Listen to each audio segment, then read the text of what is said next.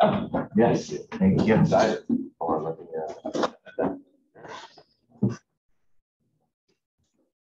All right, so my name is Seth Schemahorn. As you see, I am a real estate agent, an investor, and a dog-loving mountain biker. That's kind of what I do in my free time. I'm the director of sales and an agent for the base of Richmond. And my kind of why I'm up here, I think, teaching this as far as my credentials. Last year sold 36 homes for about $12 million in sales. This year hired a showing assistant, already at 36 homes this year for around 12 to 13 million in sales as well. So business is up about 25% this year, which is awesome. As a team, we're probably going to sell about 145 homes, 150 homes this year. We'll be close to $60 million, I think, in volume. Pretty awesome. And then as an investor, which if you ever want to talk wealth building, that's kind of my love language. So very happy to always talk about that. The last 16 months, I'm about to close on my third property in the last 16 months. So that's been kind of a little bit of a whirlwind as well. And today we're going to be talking about MLS and other helpful tech. I like to start all of my meetings by just doing a quick quote. So for this work, a lot of what we're going to talk about today are just the things that you need to do day in and day out to help your business be successful. So I found this quote, says, take care of the work and the work will take care of you. And I have a story that goes along with that and why you should listen today. So when I was kind of first in the business, I was at a different brokerage. I didn't have a CRM. I didn't really understand those very well. And I had a client who came to me and he said, hey, I'm interested in buying some investment properties and so forth. Like we've all heard that story. We've all had that client and everything. And I talked to him a little bit and I said, okay, well, what are you looking for? And I set up some automatic MLS searches for him, some listing alerts. And honestly, I forgot about them because I didn't have a CRM. I didn't have follow-up tasks set up, nothing. And it was probably like 7 months later or something like that. He just calls me and he goes, hey, like, I've been getting your listing alerts. Thank you so much for being diligent and sending those all to me. And I'm like, that's all automated. I don't even know who you are anymore. Kind of forgot about you. And he was like, well, I've got great news for you, I think. And I was like, oh, sweet. You're looking to buy a house now. You were looking to invest. And he goes, yeah, I actually moved my mom out of Martha's Vineyard because she reached an age where she needed to move. And he took ownership of this home that he was selling for $1.3 million. He needed to do a 1031 exchange. And he bought 5 properties with me for about $1.2 million.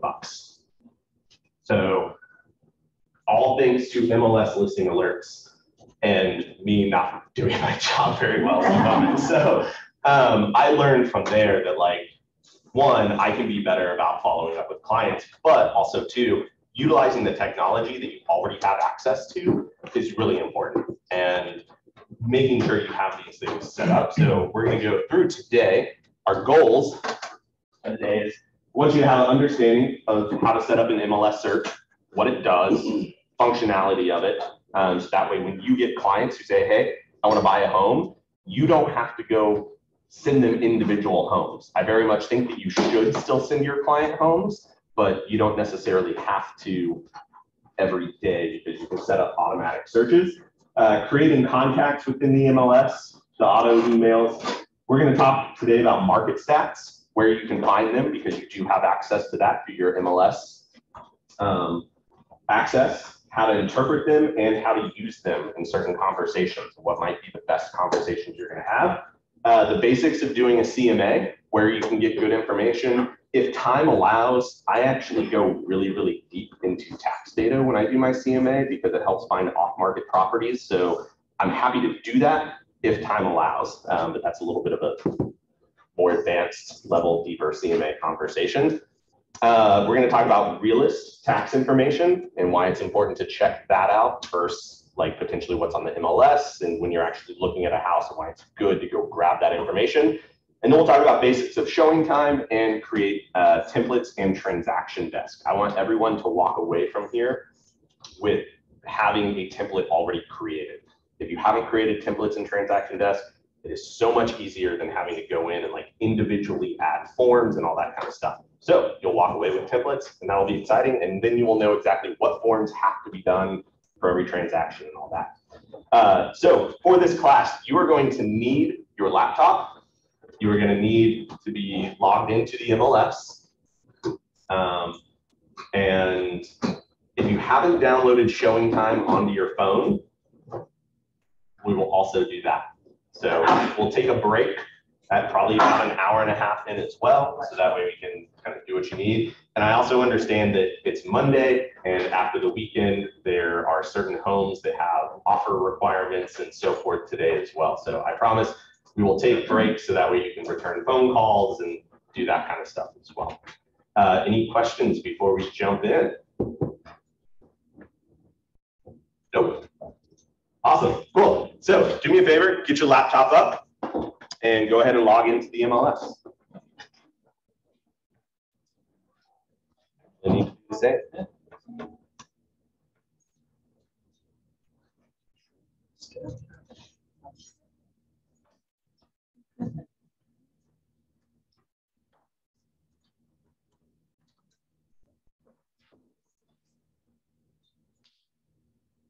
Everyone there?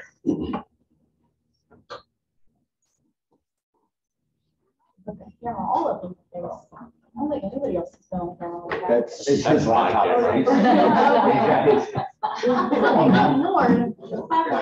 I can turn that off. If it's going to be distracting, I can turn it off. I mean, Christian just over here throwing me on blast this morning.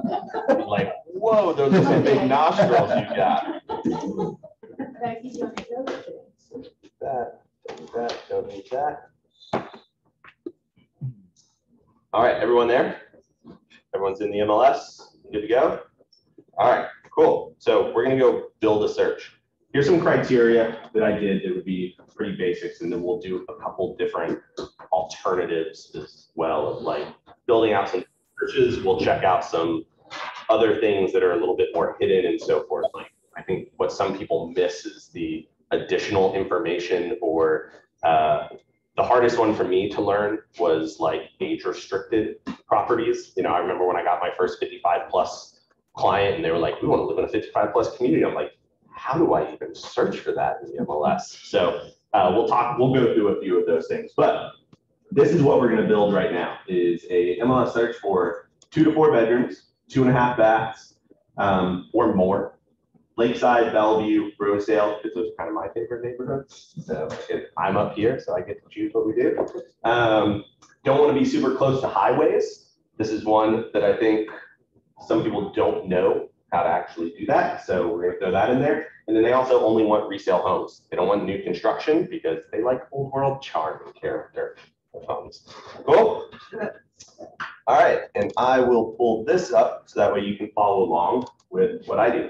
So step 1, get into your residential full search. So hover over search and then go to residential and hit residential full. And that should open up this criteria screen. And let me know if everyone's there. Everyone give me a thumbs up. I hope everyone at this point has maybe done this. If you're brand new to the MLS, you may not have done this. And let's take a step back. I want to know kind of what level everyone is in the classroom. Forgot to do that earlier. So Tyler, I know you're new. This may be brand new to you and everything. You've done MLS searches. Good. Yeah. I've done it too. You've done it too? Okay, perfect. Anyone else like brand new to MLS? Okay, perfect, couple of months. All right, so there'll be some good stuff that shows up in here, but it seems like most everyone understands how to get to here and how to look up a home for the most part. Okay, cool. Well, for those haven't, we're specifically looking for single family homes. They just changed this, which I actually really like how they broke out condo, co-op, and townhomes versus having townhomes and condos mixed together. That was so frustrating there for a while. So we're going to do single family residence though. So you want to click and highlight single family residence. And then we said we want 2 to 4 bedrooms. So in bedrooms, that will be 2-4. So that's going to search for 2 bedrooms, 3 bedrooms, or 4 bedrooms. Is it under total? Yep, I do total bedrooms. 4. Okay. 2 to 4. Oh. If you wanted to do 2 or more, then what you could do is just hit 2+. Let's go, Jason. Let's zoom in. Better? If somebody said like, I don't want a home bigger than 4 bedrooms, all you got to do is 4 minus. Simple, right? Everyone get that? But for this search, we wanted 2 to 4 bedrooms. That was specific. Total bathrooms. How many bathrooms did we say? 2.5. Minimum of 2.5, right? I also screwed this up early on. I thought it was totally 2.5. But what that actually does, if you do 2.5, is you're searching for a home with 2 full bathrooms and 5 half bathrooms. So it's 2.1. 2.1. 2.1 for your half bathrooms, because you're looking for 2 full baths and then 1 half bath. If you're looking for something, somebody goes, hey, I want 2 full baths and 2 half baths, 2.2. And then if it's 3 half baths, it's 2.3. That's what you're searching for. Or you can come down here and of course put, 2 and then 2 half baths, etc. But for this, we're going to do 2.1 and then a plus sign, because I want to see everything that is at a minimum 2.1 baths. I'm happy if there's more, because who's not happy with more bathrooms? Let's be honest. Everyone's happy with more bathrooms. What was our other criteria we had? Not near highway. Yep. So not near highways, and we're looking for Lakeside, Bellevue, Rosedale. So I'm going to go over to the map at the top corner up here, and I'm going to click on that, and then zoom in on the areas I'm interested in. And this is one thing that I actually do with my client in the middle of a buyer consultation. So I will literally pull this up with them, because sometimes drawing out your own map, like when people say Lakeside, nobody actually knows what that means, I've learned, especially buyers. Like they don't understand what real Lakeside is. They think Lakeside also might include like stuff way over off of Azalea, Brook Road, and Chamberlain Farms. And I'm like, no, that is not Lakeside, but sure, let's go. So I will pull this up with them in my meeting with them and go, you tell me the areas you want to search, right? Because some people think Laurel is a part of Lakeside. Some people think Chamberlain is, and so forth. So you have different map drawing options. So you can just do a straight radius, which if you click on that, which is just this little circle here, and then on your map, click and drag. I'm searching only homes in that area. But I'm now showing them stuff in Scotts Mission, showing them near West End, and I don't need any of that stuff. You have the option of drawing a rectangle, which will basically do the same thing, which again, not exactly what we want, because we want to specifically do Lakeside, Bellevue, Rosedale. So this is a polygon tool. This allows you to create your own shape of what you want it to look like. So that's this third option that's in here. And this is the main one that I end up using. Some of you might not, but I use it all the time. So because whoever my client is, they think Laurel is a part of Lakeside, we're going to include that. So I'm going to click at the top here and release. So you don't actually have to click and hold for polygon. I'm going to click and release. I know this is really difficult to see how it's showing up. Maybe if I get rid of satellite view. Hey Seth, how did you get to that specific area in the beginning? Because when I clicked map, I didn't get to that specific area in Richmond. So when you click on it, you just basically zoom in on the map. Zoom in, okay. Zoom in and move the map, click and hold to drag the map around wherever you want. So with the polygon tool, I clicked and released, and now I can take this and put it wherever I want. And so in my meeting with them, I'll say, tell me where you want to be. Do you want to be on the other side of Parham Road? Are you okay with that? And they're like, you know what? I'll live right here. We're actually okay going a little south of Parham Road. I'm like, okay, you're definitely not in Lakeside. Then we'll come here. And every time I click, it creates a new line, right? So now we're going to go back over into the Lakeside area. They definitely want to be around Bryan Park. So this is Bellevue over here. if you don't know your neighborhoods, Bellevue, and then you can come down Rosedale, and then you actually have Sherwood Forest as well. So we'll click on all of these. And again, I'm just letting my client know, like, hey, you tell me where to draw the line. Make sense? And if you're following along, hopefully everyone's doing this on their computer now to understand. Then, yeah. Like if you make a mistake, how do you erase that? How do I go backward?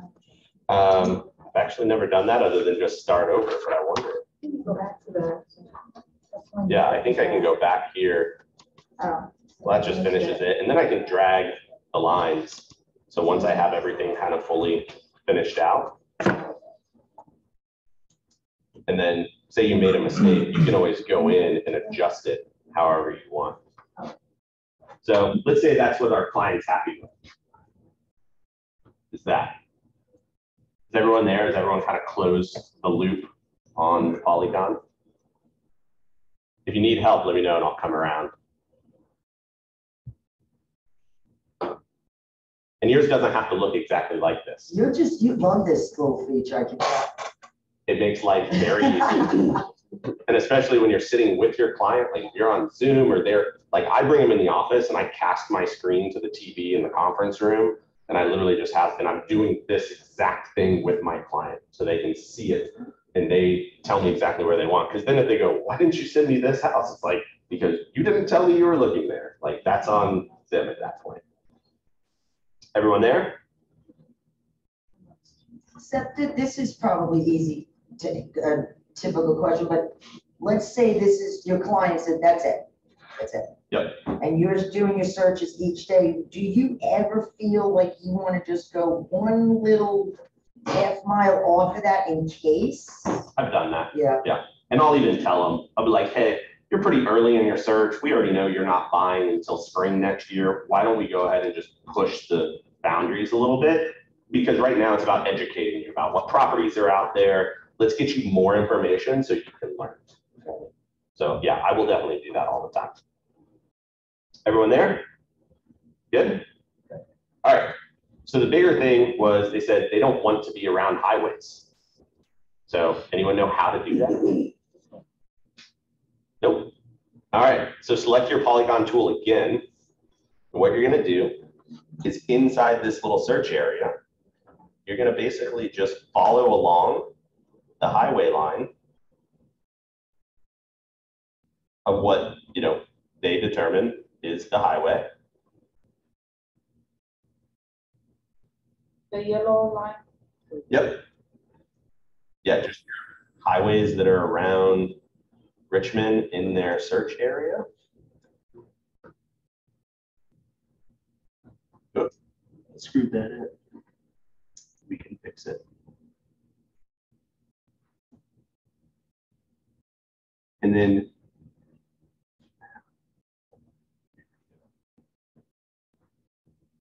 I got a new computer and this touch pad is like so touchy. It's incredible. But just click along your highways.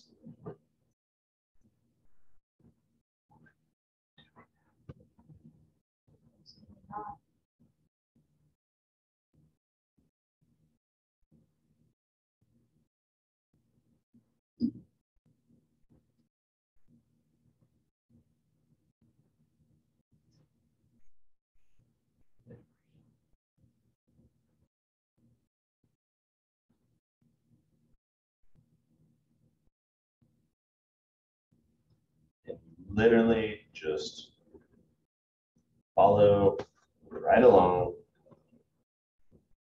And you didn't hit anything so they'll know that's not another boundary line, right? Because you hit something like delete or something. Yep. So once you have it closed, when you hover over the dot, it says exclude this shape. Oh, gotcha. Okay. So it knows the first shape and holds it, and then the second. Correct. Because this dot here is your first shape. The one on the right, that's your first shape. And the one on the left is the new one that I made. So I drew a boundary around all the highways, and then I hit exclude that. So now it's not going to show me anything which is in those areas. So it's going to keep them at least a little bit away from the highways. Make sense? Where's the exclude that part? When you hover over the red dot, it'll say either delete or expand it and then exclude it. Or include, and now I can include the shape if I want to. Make sense? All right, and then our last piece that we wanted, if you remember, was we want only resale homes. So if I go back into criteria, I can scroll down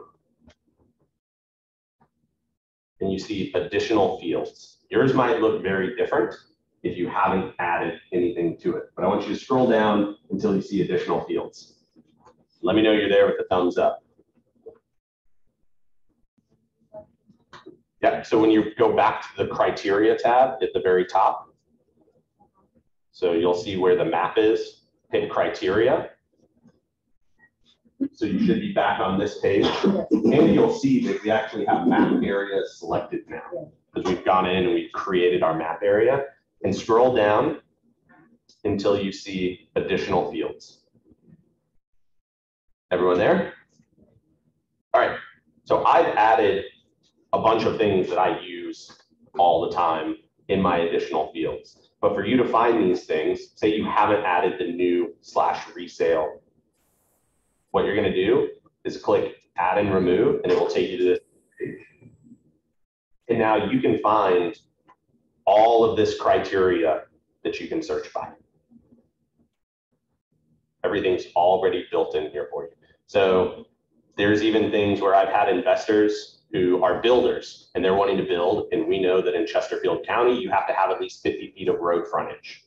So I can go in and actually select road frontage and add that as a criteria and then put 50 feet or more, because I know if I'm looking for a lot, I want it to have at least 50 feet so that way they can build a new home on that lot. Otherwise, that lot is pointless.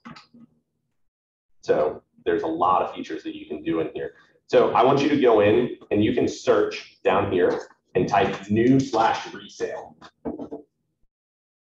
And then once it pulls up here, since I've already added it, let me remove it and then I can add it again. So new, and then it pulls it up. You'll highlight it and then hit add. And that'll bring it to your selected field. And then all you have to do is hit back, and then it will be added into your additional fields. Again, mine's going to probably look different than yours because I've added all of these things in here that I just use constantly. Make sense? Everyone there? Nope.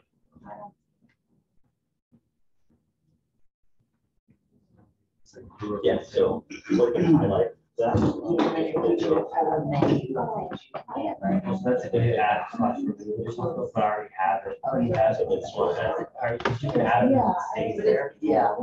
So like as they take these lots, but that way it's go back. Removing that. Yep, so now you can select the resale. If I only want resale. I saw zoning, I'm just So now it's only going to show you resale. So when you show me, that's not a difference. I still work with the. And zoning. I found mine, if they change it, it's like on I kept scrolling to the See that after that one? Oh, because you have them logged in. Yeah, Oh, challenge. interesting. So. Yeah, so whatever you add here, is gonna show up there. So you have to working on your behalf. Right. Right, so can they add though, or is it just I just did it? And she added it. Okay. Yeah. Well, good. Whatever each of you add. Okay. So like for me, it's great. Refresh. Documents, things I don't need, like, Hit the refresh button, they just took it off. Wait, go back and hit the back button, because Yes, are you on there? it is showing. Are you on there? Yeah, She so had to go I'm down. making this for a lot. I mean, just switching it on, it's super fast.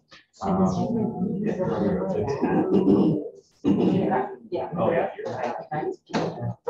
And then, They're gonna- and then it shows how much. Hit back. You literally just. You know, it should go. Yeah. All right, everyone there? Good. Yeah, sorry. So, Yeah. I was looking at garage type, Mhm. and I was trying to add that, but it says garage type. Yeah, garage type is already on. Yes, I'm actually, So I'm it's just looking not search page. correct. Yeah, it has all criteria. So just Oh. tell me you want to search data.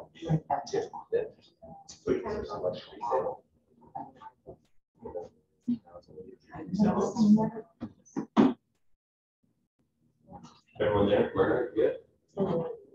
Great. Yes. Tyler, you good? I got a question. Yeah. So we can make click resale, so that way it only shows you resale. Okay, you have. I never searched by this. I didn't either. Angel wanted to do that. I was like, that's dangerous. You go to the USDA website and put it in. Yeah. Okay. I agree with that. All right, so it seems like everyone's there now. And Chris actually asked a great question that brings up just kind of a reminder that I want to tell everyone when it comes to MLS searches. Your MLS search is also only going to be as good as what the listing agent put into the MLS. Right? And let's be honest, a lot of realtors get stuff wrong. So I've had realtors, they only, if you narrow your search too much, like she just said loan type. Say you have somebody who's like, well, I'm a VA loan. And if you go search by loan type, VA loan, that's only going to work if the listing agent put in loan type, VA, but a lot of times listing agents don't even fill that section out because they don't even know what it means, right? Like, don't narrow your search too much in the MLS because you're going to end up excluding homes that you should be sending to your client. So be careful also about what you're adding in there and don't do too much. Make sense? Yeah. Definitely get annoyed with that one myself. Then they find the house on Zillow and they're like, why isn't it? Why didn't you send this to me? Right. Exactly. All right, so I've added this. So once you've added the new / resale in here, go ahead and highlight resale. And then one feature that's in everything as well is you will see there's these bubbles at the bottom for you to select things. So sometimes with siding, like Anthony and I just had a client and they said siding, we only want brick or vinyl, which I thought was a very strange request. But after talking to them, they kind of explained everything that was there. Well, it's going to be a whole lot harder for me, potentially to go exclude everything that they don't want. So we can just select in the siding selection. When I get up here in the siding, I can just select brick and vinyl and hit or and. But if you do and, that means it has to be both. Whereas or means it could be one or the other or both. But say they were like, I'm willing to buy everything but brick or vinyl. Well, I can select brick and then select not. And then that's going to give me everything else but brick. As long as it was entered correctly. As long as it was entered into the MLS correctly. Now, do you do that or do you see, I just feel like I would not even put that and I would look and say that's a brick when I toss it. But do The you, only time I will ever do it is if the client is like, I will not buy anything unless it is brick. Like it's something that they're just dead set on. And I will even warn my client and say, look, the MLS is only as good as what the listing agent puts in. So if they input the wrong information in there and it is a brick home, you might not see it in your search because of, the listing agent not putting it in. So how about we not do that? And we're not going to include anything in the siding. And when you're just looking at homes, if you see that it's not brick, just manually remove it out of there. But you're going to at least now see more homes. You're going to see more data. You're going to see price points. You're going to have a better understanding of the market because you're going to get more homes in your email. So flip it and phrase it as a positive as well, right? All right, so we have our entire search built now. and we have 5 matches that are showing up. You might have more based on how you drew your map and so forth, right? But now I've got my 5 matches, and if I'm sitting in front of a client at my buyer consultation, I will literally click on the house, and then I'll go, is this something that looks like what you're interested in? And I'll just start flipping through the homes, and they'll be like, oh, that home looks great. Can we go see that home? And I'm like, yeah, we can go see that home. Let's do it. So. But it's not free. Do what? Oh, yeah. And then I'll just flip to the second home. What about this home? Something you're interested in? You know, typically we do it by price point as well. I left that out because like, I didn't want to have a conversation about pre-approvals and blah, blah, blah, and all that stuff. But you narrow it down by price point too. And we just start going through and looking at homes and saying, are you happy with what this is bringing us? And if they say yes, then great. I'll set up the auto email. So that's next step. If everyone's there, everyone has it set up. Cool? All right. So go back and click this agent single line display and make sure you are on this screen.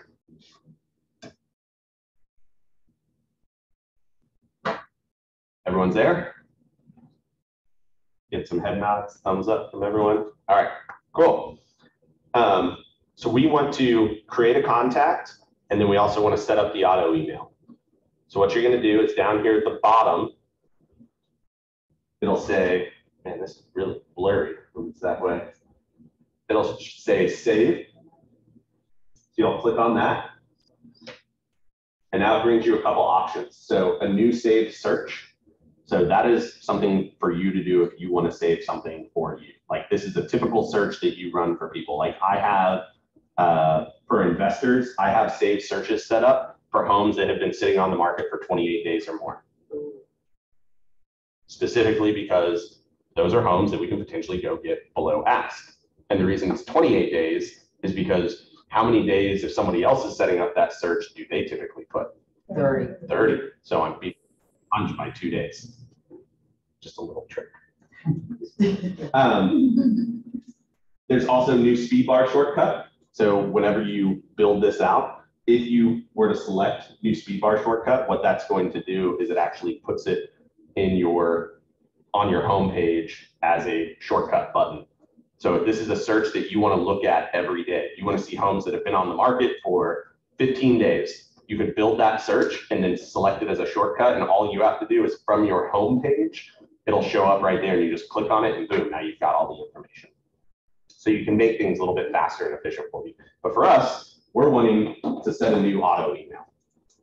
We call these listing alerts because clients don't understand what auto email is. So be careful the words you use with your client as well. Like don't use like realtor speak or KW speak as well.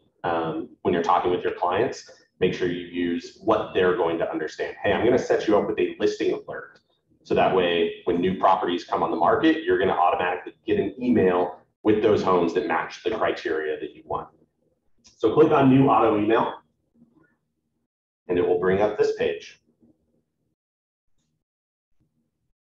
Let me know if everyone's there. Thumbs up. All right, I think we're good. All right, if you have contacts already saved in here, they'll show up with just, you know, all the people that you put in here, or we can create a new contact. And this is where it always gets a little tricky too, is people always go, well, what if you have a husband and a wife that you want to set up on a contact, right? I'll show you the way I do it, and then if somebody else has a better way, share. So they each get it. So they each get it separately, yeah. So you hit create new contact, that pulls this up. And so what I will do is, give me some names, some people. Jones is the last name. What are the first name? Barbara and Jack. Barbara and Jack. So Jack and Barbara Jones. So I will put both first names in there, Jack and Barbara Jones, And then email addresses will be jack@awesome.com. And then put a comma. And then Barbara@evenmoreawesome.com.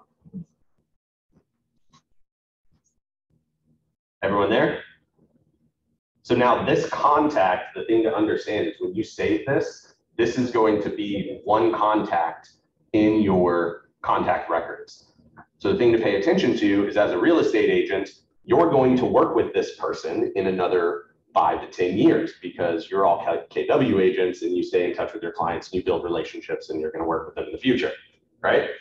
So say they get a divorce and you need to set them up. You need to go build a new contact card for them or edit this contact card because if they get a divorce, that should be 3 transactions for you, right? It should be the sale and then the purchases for each of them. You do not want to set up a listing alert for Jack and Barbara Jones where they're both getting the same things and they're going through a divorce or something, right? So you're going to do new contact cards for them, but just know that they will be in there. Cool? Questions on that? All right. Last thing on here is you can change the salutation of the email. So this is every email that's going to get sent out to them will start with this. So I always like to just do hi, Jack and Barbara, because that's how I would talk to my clients. Like I would never send an email even to like anyone that says dear whoever. Like that's not me. And I like writing emails in a way of how I would actually talk to you. I hate super professional things. So I select hi, Jack and Barbara. You can do hello, dear, or you can even do custom salutation and write your own.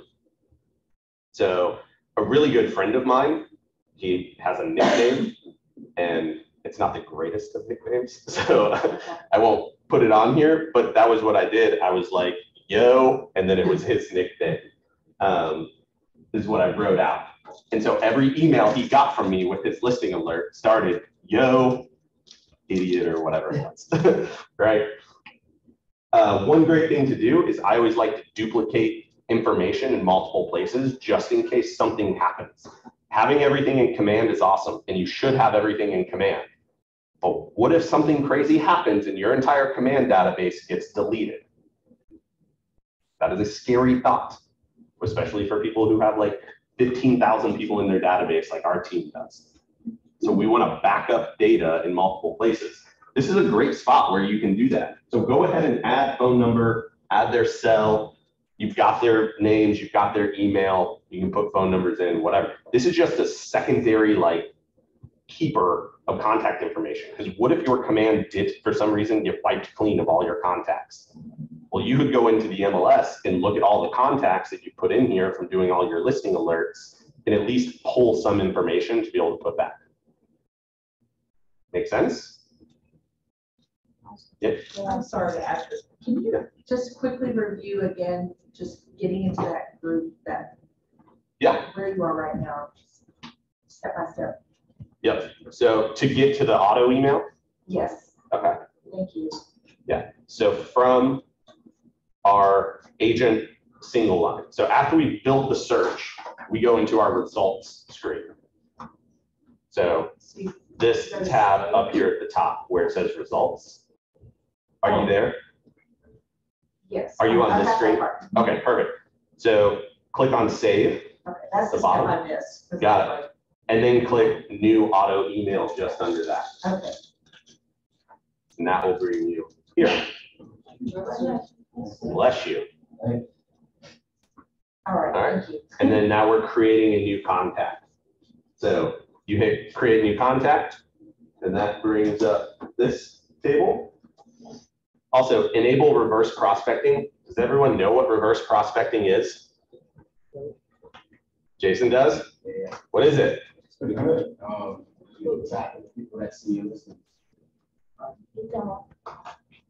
It's database people that see you listen. Is that how you say the auto? Buyers and things along those lines. Like the random people? What do you mean? So like I get a lot of emails from just different agents and people. Who say, your people's on my property, Yeah. check it out. They're Yeah. the most annoying emails, unless the agent actually does their job and puts good information into that email. But I hate the like, hey, I saw your client had reverse prospecting, and that's all they put. Like, do not send that, please. Like, if you're gonna send that email, do it the right way, and like, even put a photo in there, the address, the price, like the ID of the person who saw it, so that way I can easily go find it. But yeah, reverse prospecting, hold on one sec, is basically is that somebody wanting to get in here? It's not working.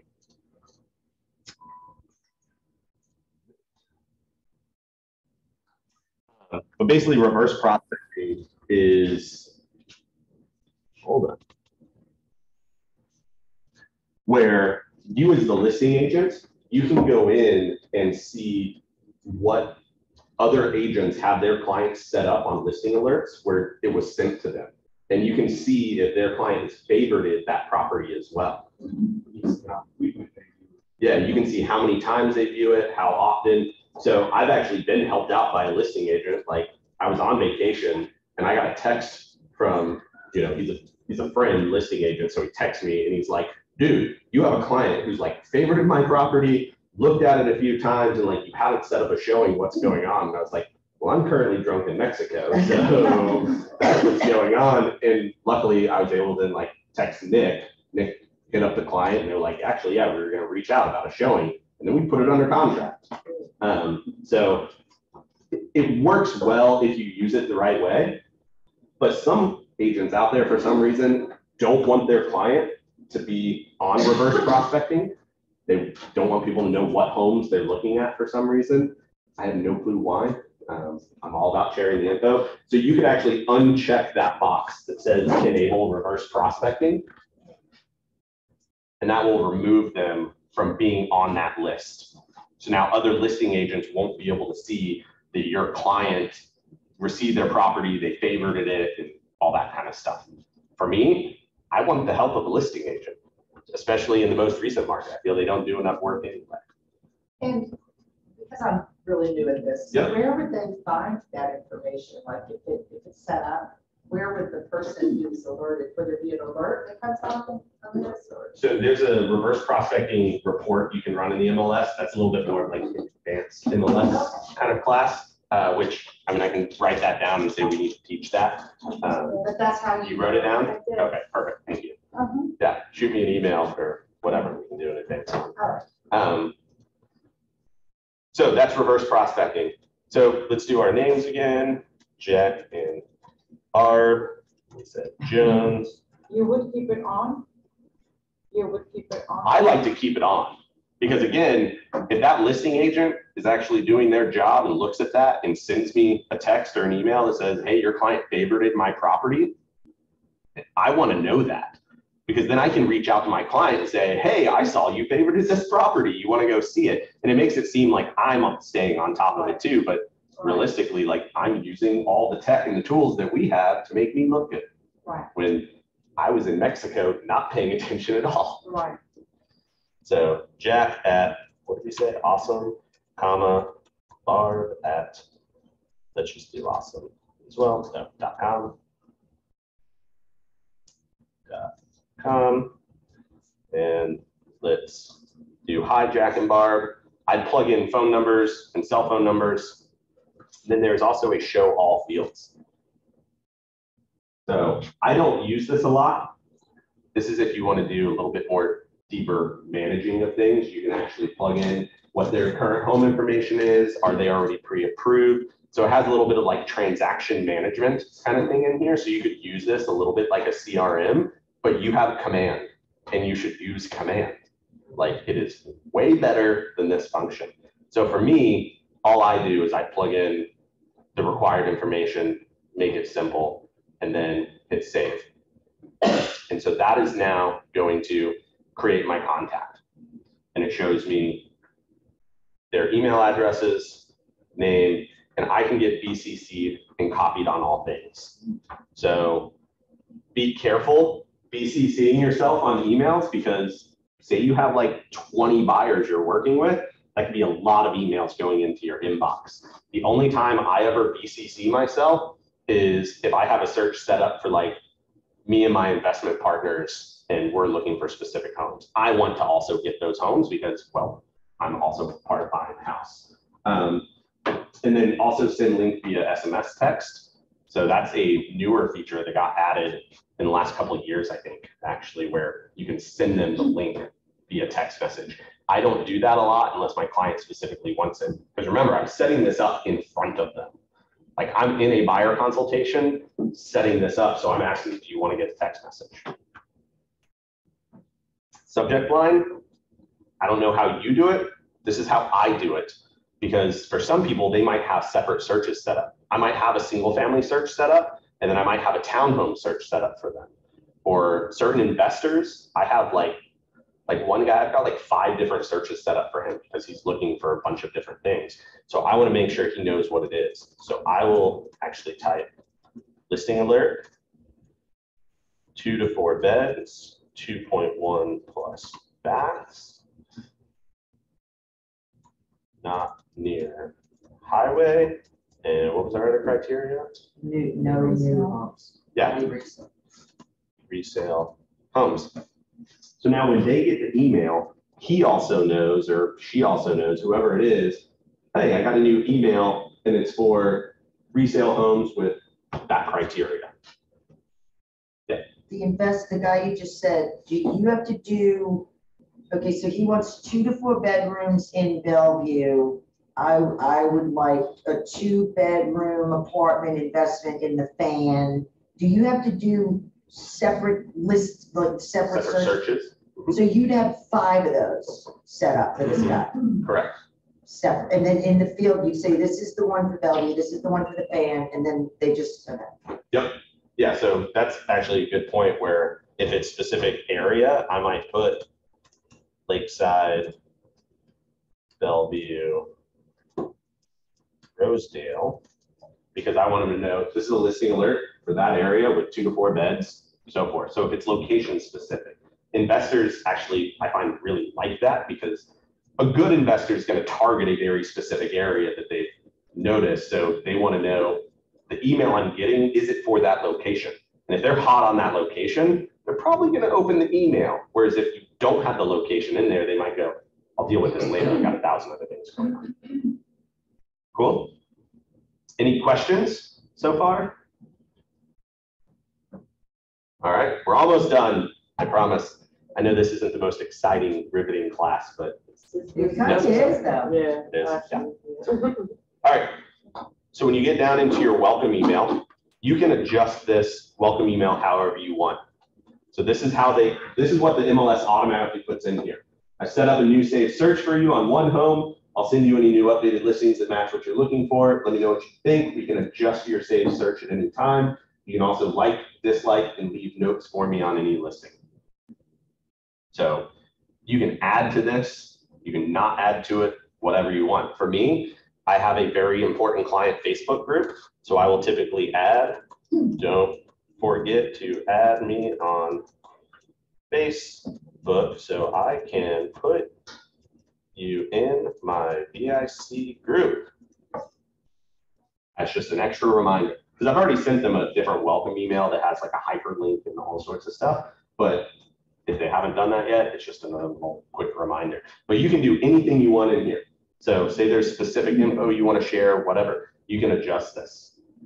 Then there's the reoccurring email that every time they get a new listing, this is the one that shows up. So you'll see there's a tab here for reoccurring email. And you can type whatever you want in here. If you don't put anything in there, I think it shows up and it just says something like, hey, a new listing matching your criteria is showing up, and it sends them the email. But you can also put whatever you want in here. Hey, this might be a great investment opportunity. Say you have it set up for an investor. The email can say, hey, this is a potential good investment opportunity. And then every time they get that, it'll say, this is a potential good investment opportunity. This is a potential good investment opportunity. Or if you want to embed a different message in their mind, it's like, I hope I'm providing you 5-star service. Because you want to embed in their mind, you equal 5-star service. you equal 5-star service. And then when you go ask them for a review, what are they going to do? They're going to leave you a 5-star review. So you can add whatever you want in here to do that kind of thing. Cool? Any questions on any of that? I did a test email to myself. Yep. It looks good on the consumer side. Yeah, it shows up with the one home thing in the email and everything. Way better than it used to. Yeah, I'm still not a super fan of one home. Like, I'll show you. I'm looking for a house right now in Brevard, North Carolina. And so whenever they click on the home, this is kind of what it brings and looks like.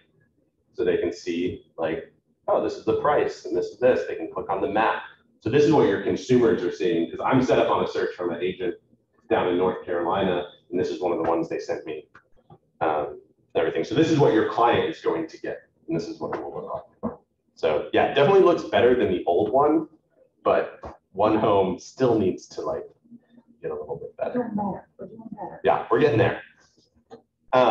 Your signature line here. If you have not set up your signature line, we can jump over into the settings and do that. Because what time is it? Not even 10, so we're on track. And we can do it. Or you can hit edit your signature here, and it brings up this whole page for you to fill out. Things to make sure that you do is put licensed in the Commonwealth of Virginia. That's something you're supposed to have in your email signature line. If you don't, add it. Also do it in your phone. But I'll leave this up if everyone's writing it down, if you want to take a picture of it or whatever. And again, you can also add extra things, right? Like what's the Buffini thing? Like I'm never too busy for your referrals. You could add this on here. Or whenever I was raising money for the CF Foundation, above my name, I put a little PS like, hey, I'm honored to be a part of CF Foundation's Virginia Finest. I'm raising money, click here to be a part of it. Raised like $8,000 from that in my signature line alone. Really? It was awesome. Yeah, it was great. What's RA? Hmm? What is our? CF Foundation Cystic Fibrosis. Oh, I'm sorry.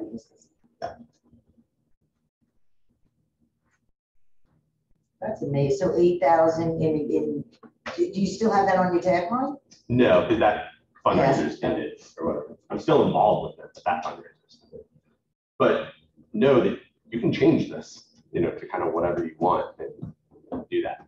It's all about like, let the technology help you send a message to your clients. Everyone there? Everyone got it? Anyone need this anymore? Seth, could you point out where settings is, where you could update that globally? So here at the bottom where it says signature, you can click on edit your signature right here. Oh, okay, so once you're in that, is that where it would save for the next one? That would automatically, like be a global setting or edit? No, so you can go to your settings as well by clicking here. That's where I want it. Okay, great, thank you. If you want to go to your default settings, but yeah, specifically for this client. Right, okay, default settings, I would want it for default. Okay, thank you. Yeah, so if you go into your default settings within the MLS, you can update your signature line in there as well. Great, thanks.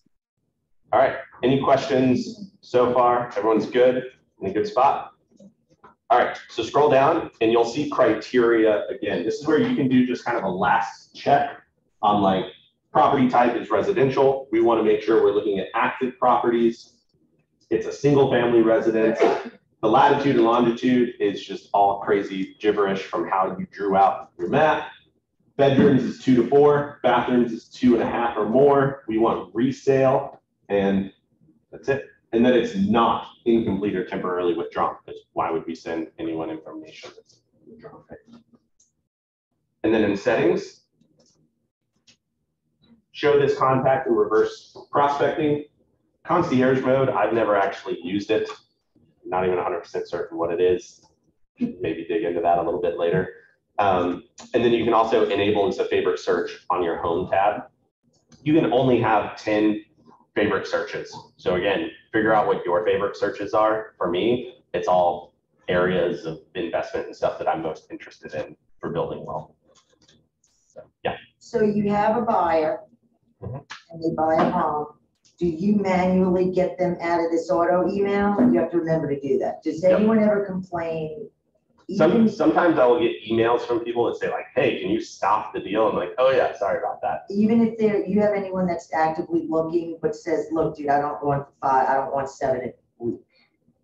Yeah, so we're about to get to frequency of the email. I will ask the client how often they want the email, right? But this is also how you can do the reverse prospecting, just to point that out as well.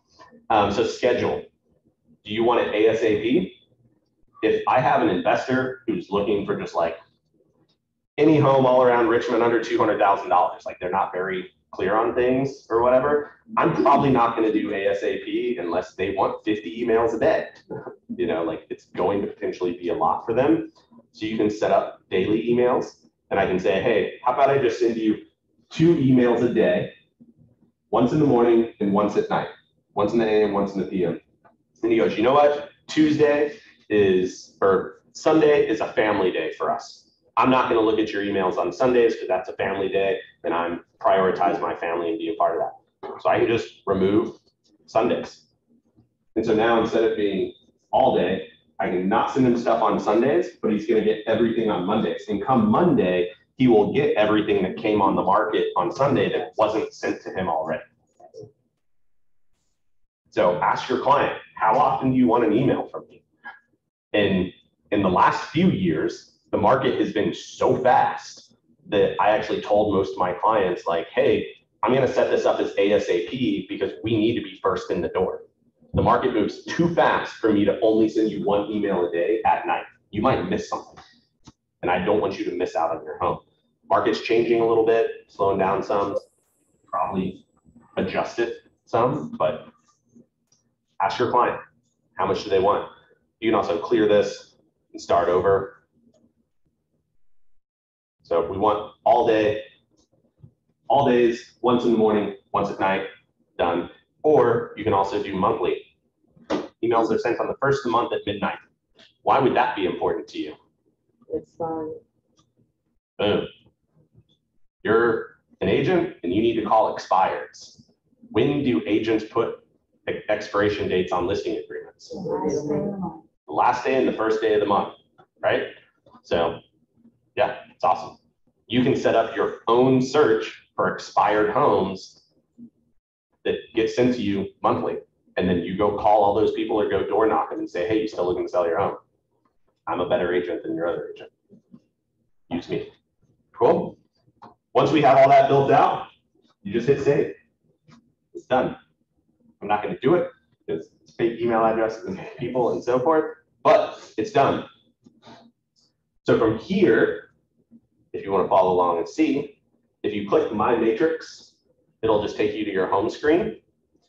On here, you can see recent one-home visitors. So this shows you all the people that have looked at homes. So like Rod, he was on this morning and he favorited a property.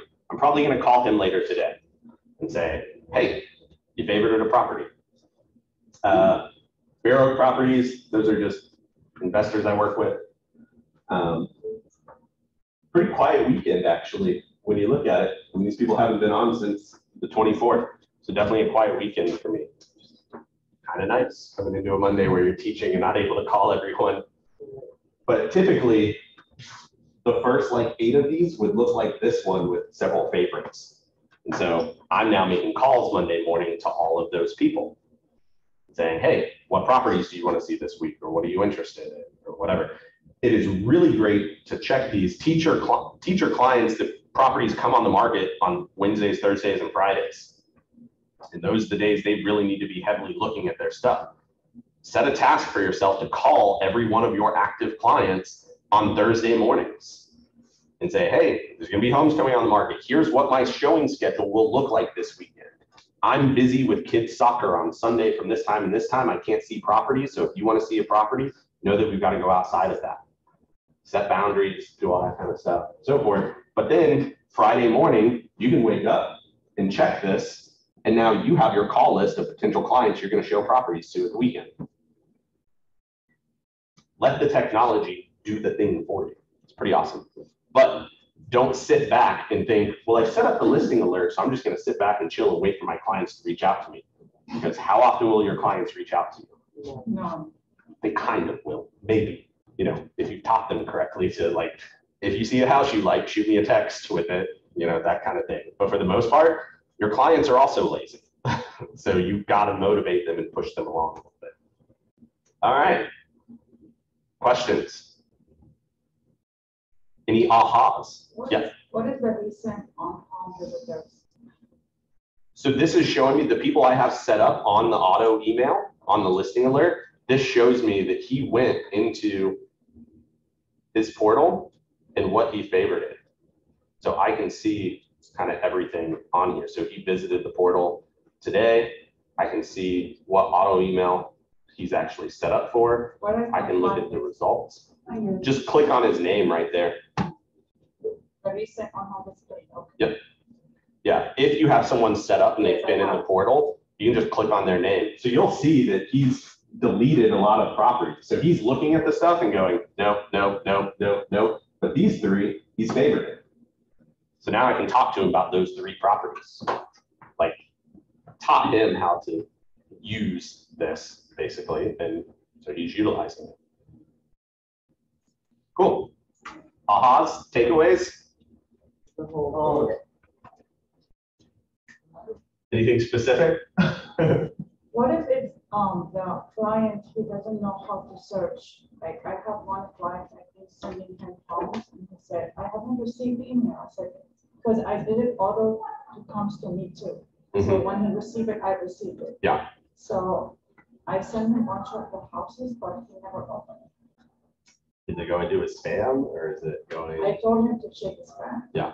Because if he never got the original email, the welcome email, so that is one thing. When you set this up, tell your client, like, you're going to get the very first email and there is a link in that. You have to click that link to activate your search. Right. So if you go. Yeah, you can see if they activated it. Yeah.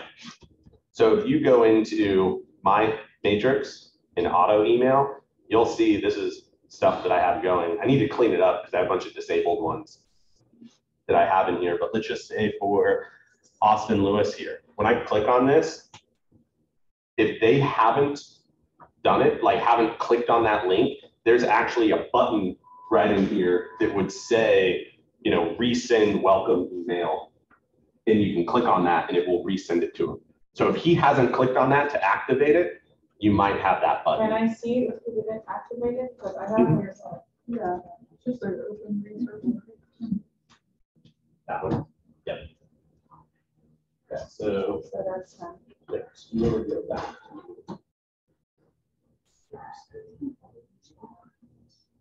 All right, so you see how these aren't bubbled? Yeah. So these people have activated it because the bubbles are showing green. So who is it? That's fine. Sorry. This one? Yeah, that's the All right. So since that's not bubbled in, he has not gotten it. So you can hit resend welcome. And now that first email is now been resent to him. Right. And he needs to go click the link. Okay. Otherwise, it's not going to get it. And then do that for your other one that's set up for him too. Right. Thank you. Cool. Any other takeaways? Ahas? Map. I like looking at drawing items that they expire stuff, you know, at the end, so I can check those out. Yeah. If you don't have a fear of door knocking, which if you do have a fear of door knocking, you should go door knocking. Right. Get over your fear. But yeah, doing the expireds, and if you've got the technology, like you signed up for land voice at home, so you go pull the info and call them. Hey, still trying to sell your home. That's it. But yeah, the map search where you can exclude areas. I remember I didn't use that for a long time when I first started because I didn't know I could do it. And I remember one day I was hovering over the button and it said exclude area, and I was like, this is awesome. I was like, because I was having to tell people before, like, if it's just on the street you don't want to be on, just like forget about it, you know, kind of thing. But That's now, where you come back to USDA question, to exclude those areas. So, yeah, we can do a lot. Any other takeaways? Yeah, that was an aha for me, the exclude, because I'd always been sitting there wondering, hey, I wish I could exclude this area. They don't want to be in that area. So yeah, that was an aha. Thank you. Yeah, success. We've all learned something. And sometimes your clients might not be like, what is the first thing that buyers sacrifice?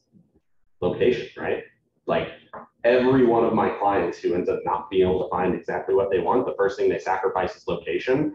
If they might have areas where they're like, I absolutely will not live here, then I don't have to actually search for any specific area. I actually just exclude those areas and they get everything else, right? But know that like some of our people list in like, you know, Chesapeake or whatever. So your clients might get some crazy stuff that, you know, agents here are putting things like Williamsburg homes in our MLS. Yeah, you're one of those crazy people. Virginia Beach and so forth and all this. So cool. Any other takeaways? Reverse prospecting. Oh, that's great, yeah. Yeah, I think that's a super cool tool, especially if you are a listing agent. Don't just like, you know, do the whole like pictures, post it and pray thing. Like do some real work as a listing agent, like go run your reverse prospecting and like even call those other people. Hey, I saw you people favorited this property. I just want to answer any questions you might have that could help them. And he's going to give you the buyer agent's information, so you Yep. just register them to. Yeah, it will not give you the buyer's info. You can get the ID that the buyer has in your MLS. So when you set up somebody as a new contact, the MLS assigns that buyer like an ID or like a member number within the MLS. So when I'm a listing agent and I'm calling that buyer's agent, I'm saying, hey, your buyer 172684 or whatever favorited the property, and I just want to let you know some special features that it has. Well, they can go in and actually find that client, see who favorited it, and then they can call their client and say, hey, this listing agent just called me and said that, you know, it's actually this cool feature of the house. I can't think of anything right now. The hot tub is going to be included, whatever. So cool. Any other takeaways? Just the vast amount of the systems are unbelievable to help us. Yeah. Yeah, no. MLS is awesome and it's included in your membership as well. So play around with it. This was kind of just the basics of like doing a search, setting up an auto email, putting in a contact, all that kind of stuff. So that was goal number 1 for us, is understanding MLS search, creating a contact, and auto email. So let's take 5 minutes. If you got a phone call you need to return or something like that, go to the bathroom. Let's take 5 minutes. We'll be back in here, I guess, 5 minutes from now. So 10:13.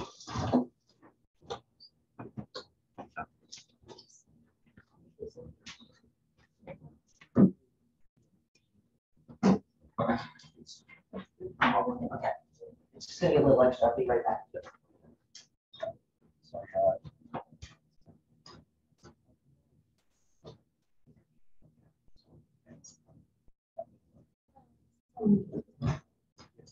Cool. So take this and convert it to a Word document that you can send along with your. Just copy paste it into a Word document. This stuff would just.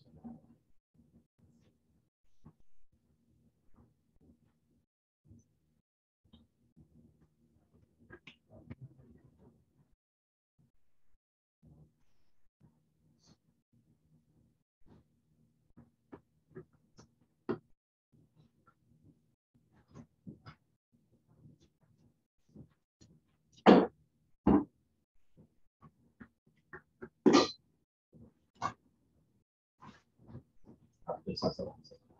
I mean, some changes, but it's good. Yeah. Yeah. I feel like people been moving. A lot of people have been moving like here.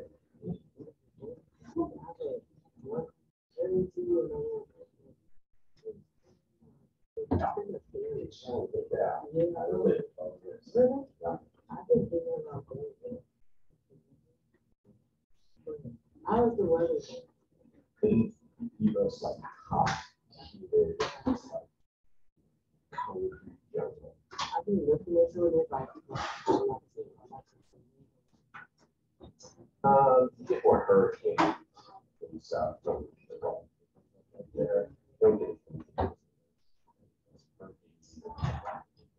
and just use it at sea level, it floods. I think you know, because I want to be dual license, so I'm trying It's a cool city with diversity because it's such a like big oil and gas city that like people from everywhere all over the world come in and then like open up restaurants and so forth. So like you in the same day you got some Mexican food, you got some Indian food, you got some Vietnamese food, and then it's barbecue stuff.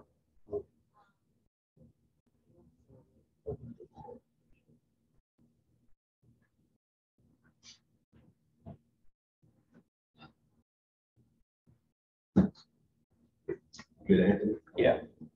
No, go ahead and download some transactions. How y'all feeling? Good. cold. Or did everybody, did scare about? Yeah, everyone ran away. Everybody left. Okay. That's our socks. Yeah, we're just 25. Cool. I'm gonna clock in or sign in from my desk and listen in. Yep.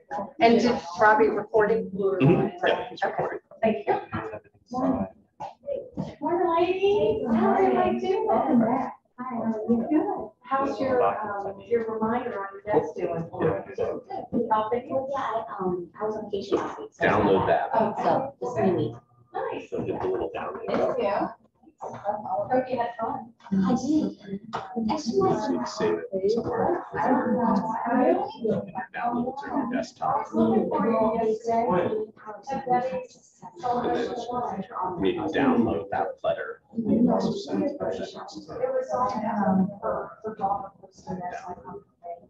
Cover I was there. I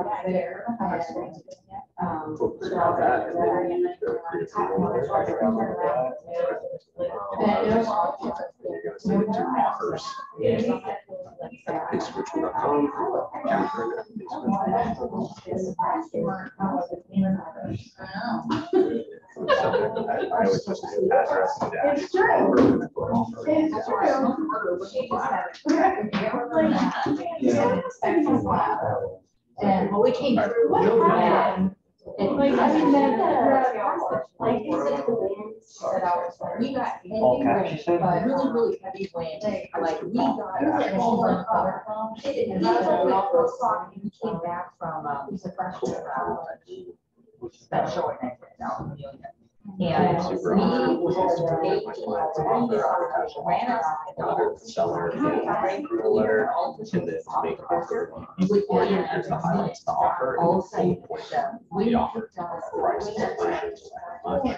Waive appraisal. So I think it just hit really, really hard. Waiver. And I was like, this guy's like, it's my heart.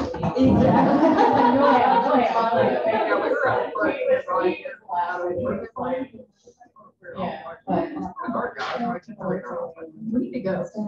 Right now. And how would it dark? How would it I mean, like, you're just pushing water. All right. Let's jump back in. Oh, yeah. 5 minutes is up.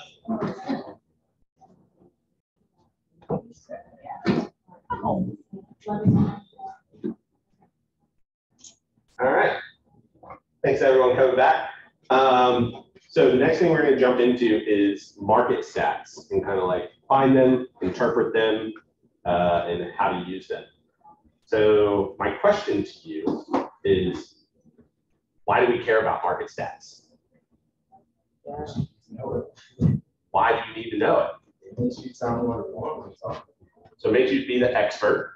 You sound like the expert at least. If you're not the expert, you can at least fake it till you make it, right? But why else?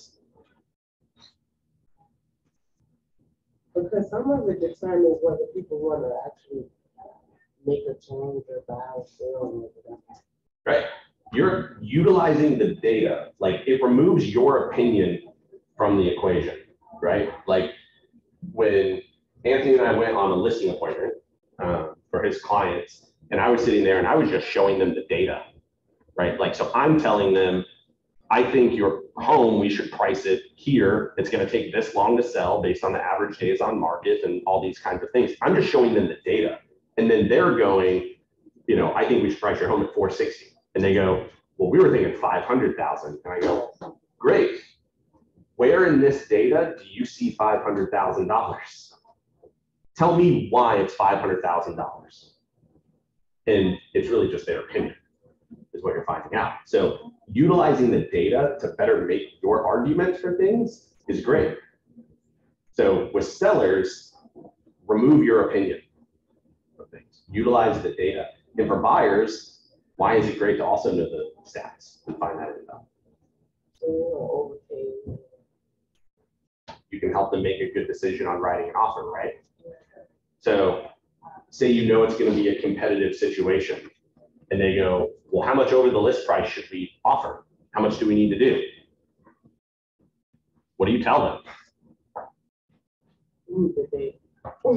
You tell them the data, right? Hey, in this neighborhood, there were 6 sales in the last 6 months, and all of them sold for at least 111% of the list price. So if you want to give yourself a chance of getting this home, you need to go at least 11% over the list price. Make sense? You're removing your opinion from the equation because honestly, like your opinion does kind of matter. You're the expert, come across that way. But if you utilize the data to back up your opinion, your clients will actually listen to you. So let's talk about where to find some data. Everyone can go back to this screen. So when you first log into the MLS, this is the screen that pops up and it gives you the option for like actually getting the MLS, transaction desk, kind of all the different things. And give me a thumbs up when you're there. Thumbs up, thumbs up. Everyone's good? Awesome. So for me, where I like to go pull data is I actually use this market stats button right here.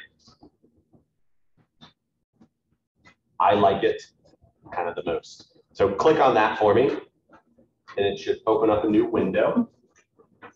And I'll show you some great stuff. Let's see if I can zoom in here.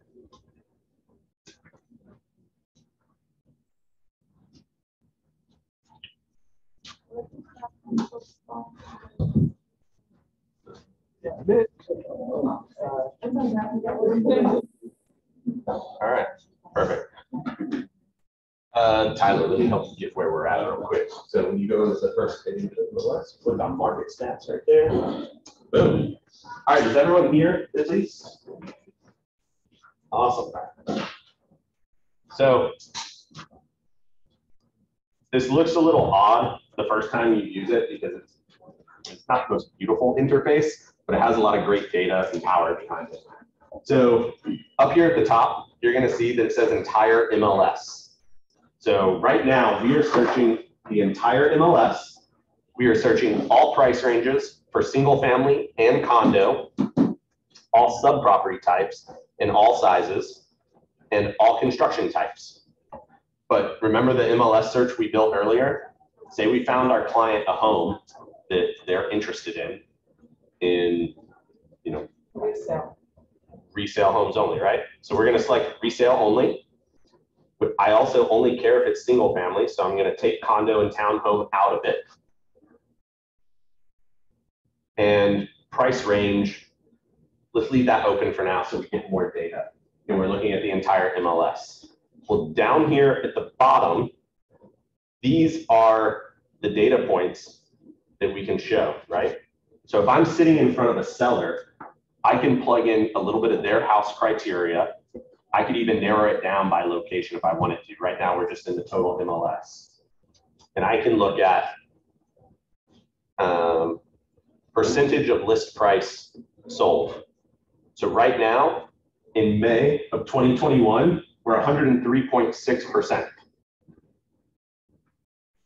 There's new data that has now come out that will show, you know, like that's May. The market has changed since then. So remember, when you're having that with your conversation with your clients, we can go find that other data, and I'll show you how to do that too. But you can see percentage of list price, price per square foot, and you're seeing that that's climbing. Closed sales, days on market, and this is actually kind of my favorite one to show buyers, to get them moving and show like how fast they have to do something. But this is all the stuff you can search by. So what I want to see is average sale price.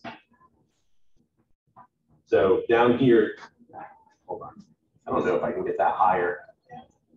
Let me zoom in a little more so you can see it. So when you click on this, you have options to see median or average sale price. So if you're trying to show your client, hey, this is the average sale price, and you're pulling that data, click on sales price, click on average, and then up here in this corner, you can see when you can search by. So I want to know what has happened, say, in the last year. So this tells me from January 1 through so far this year. What does it tell you?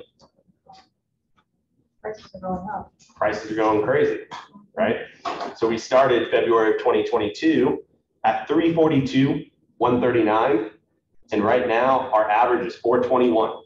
That's the thing. Why is it so far behind? The new data hasn't just like come into this yet. We'll go find the new data in the other screen, but this is like, I like to pull this information when I'm going to go to a listing appointment, and I'll pull screenshots of this. So I can show clients, hey, this is what's been happening.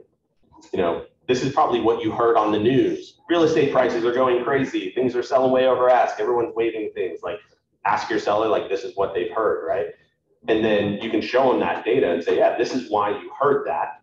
And then you can go find the other data, which we'll get there. I'll show you how to find that, to go say, this is what the market is now doing. And remember, everything's going to lag behind. Like, I think right now, all we did have August stuff come out. So you now have August data that you can share. So when we go find that, you'll be able to show how the market is changing a little bit. So what I want to do is I want to add an area.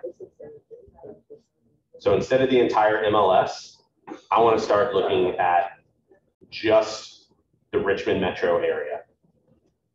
And now it's going to show me information compared to the entire MLS and what happened. Well, I can't see that. I don't have, yeah, what Richmond Metro? How do you do that? It's just that, it's like added a new tab, like one of the. Scroll up. Hit add area. All right. Does everyone see where to do that? To hit add an area at the very top? Is everyone there? Give me the thumbs up if you're there. Add an area and then hit Richmond Metro. So now you can see info based on in June. So they actually added this data in for the Richmond Metro. So entire MLS was 346, but the Richmond Metro area is 434. And then we can add zip codes as well if you want. So say you want to look on the south side in 23225. I can add that. Why is this not updated? No data. What?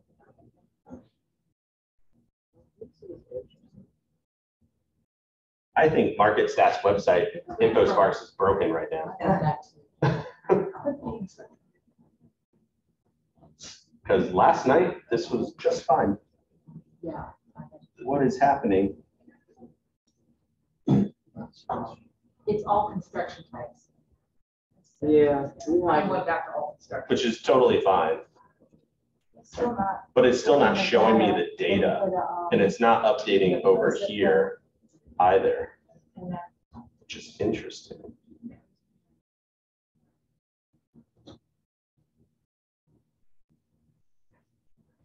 Yeah, I think they're doing some updates, or they're doing something to their website because it is not working well. Sorry, guys. Last night when I was doing this, it worked totally fine. So I don't know what's happened.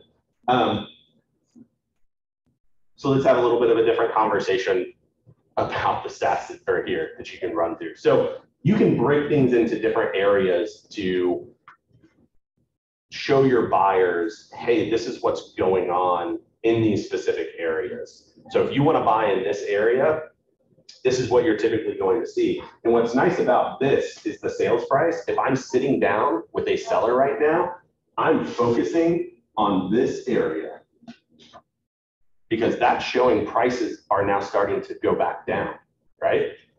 Now I can start having a real conversation with my seller of, hey, we are not in the same market. You might not get 50 offers in inspection waivers and appraisal waivers. We might get one really good offer, which is fine. You know, we can talk about balanced markets and so forth, but utilize the data in the right way to show you, to basically prove your point that you're trying to get across. Again, your opinion doesn't matter as much until you back it up with data. No, he's on me. Add, well, there's a quiz there. That's, No, because we got the third bar to come up. yeah, if I add another area, Yeah. like, let's do Richmond Metro. Yeah, for some reason, I don't know, the site's being weird this morning. I'm sorry. Like last night when I was running through this, it actually shows you all the data over here. So typically what you would see is over here on the right side, it would actually give you for August 22 data and everything would be uploaded in there and it would show you those real, most recent numbers. Okay. I don't know why it's not doing that right now because last night it was totally fine. I did 23225. You can do whatever you like. You could also add in like, you've got people that are in Powhatan. I can plug in Powhatan and I can show what's going on there. So this is interesting to actually see because you'll see everything else is kind of trailing down and changing a little bit, but Powhatan's been on a pretty steady climb uphill.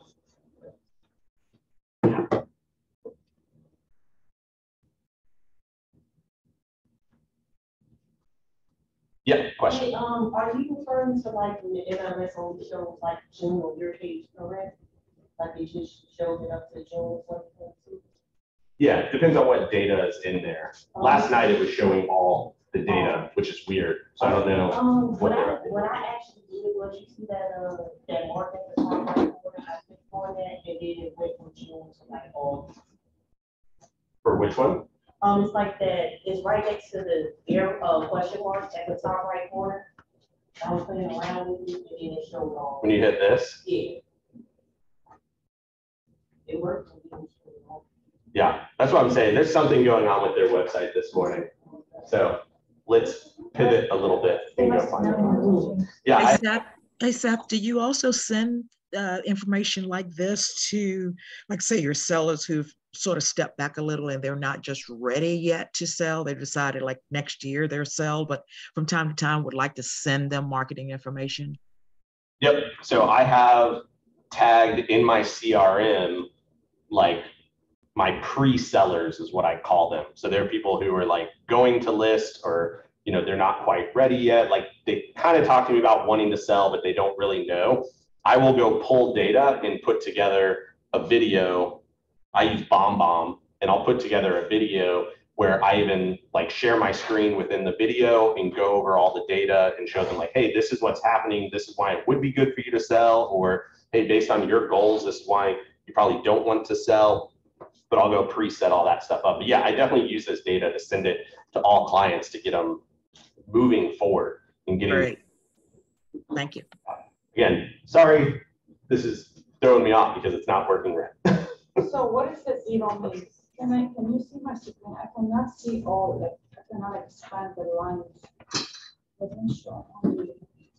So I think it's a code for. I think it's her computer because her screen. But what is it, zero? Yeah. It's 0. 845, 847. So you're looking at new listings. Yes, I want to do it. Yeah. So that's just saying for July, there was that. What is new that? listings. What is that? That's how many listings there were 847 But listings. it's not on sale, because they didn't sell it yet. It's on sale, but it's not sold. No, that's how many listings came It's on. came out of the market. Yes. Cool. All right, let's switch over to MLS data because this is not working well. Let me refresh it one more time and see if it's updated. Single family. Just look at resale data.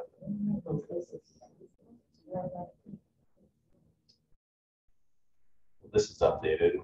It's still not showing right. All right, we're gonna pivot because that's wrong. That's really annoying. All right, so get back to this screen here and let me know when you're there. It's basically just when you log into the MLS, it's the very first page. Everyone's back there, thumbs up all around. Yeah, I love it. All right, go ahead and click on Fast Stats, which is the second one. Fast Stats is nice. And this is actually, Burnett, this is the info that I will send to sellers. This is where I go to get a lot more information because you can break things down a little bit easier. Great. I want to look at like the entire MLS to start. So when I click on entire MLS, I don't know if you saw where that was, but up here, if you hover over entire MLS and you click on it, it'll open up a new tab and it will be this page. Cool. All right.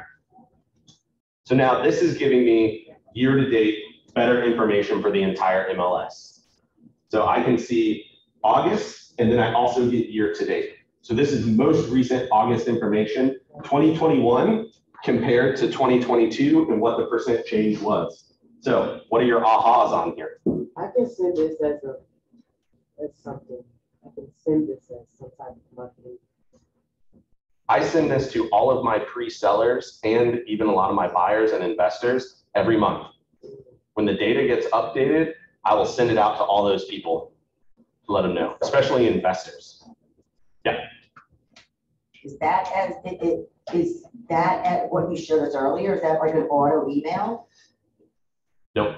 I go pull this data and I put the email together and send it. So each month you can choose what buyers and sellers, or you have them in your groups, whatever you call those. Yep. And then, okay. Yeah. So this is a little bit of a conversation about using command. So again, use command, have all your people in there and tag them. Tags, that's what. So tag them pre-seller or investor or whatever, and then you can go into your contacts, sort everyone by these tags, and boom, now you have your mailing list. And then you can mass email all those people.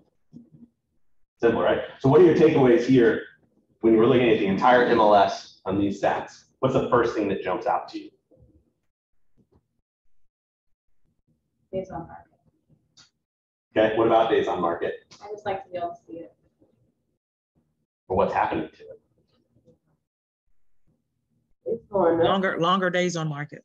Longer days on market. So what conversation are you now having with your client? They expect to wait a little longer. Yep. And New listing. Inventory is still low.